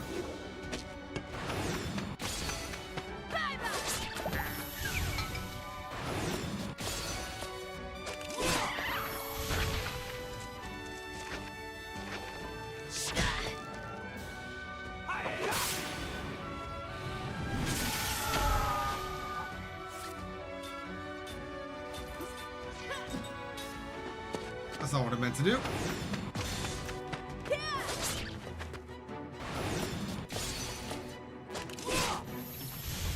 But it worked out. That's fine. What a waste of time.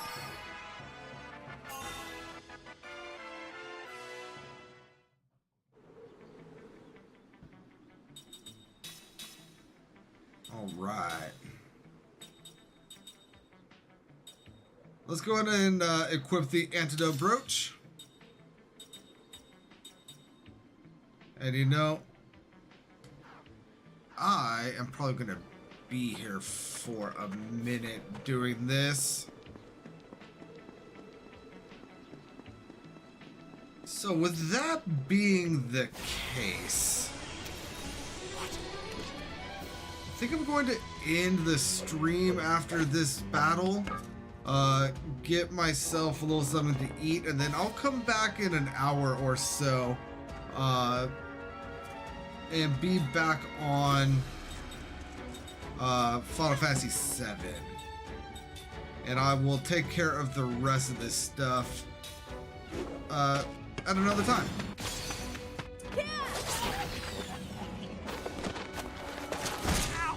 Ow.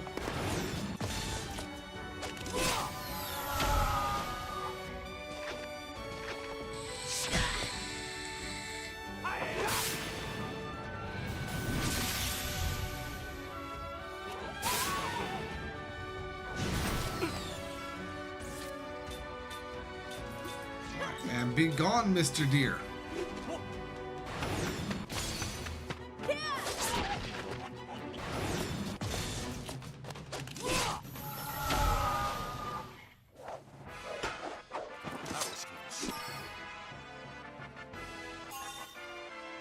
And Seth learned Guard Heal, which is another skill that we're going to want, so that is good. Let's see here. And we are also going to want Stand Ready, so let's go ahead and put Stand Ready onto Seth. And honestly, in between streams of this game, I am going to be learning basically everything I can with the party. So yeah, that is going to take a minute, and I am not going to make you sit through the mind-numbing grind, because that could take an hour or so, which I don't mind doing, but I don't want to make y'all sit through it. So like I said, I am going to go ahead and get myself a little bit of food, and the like.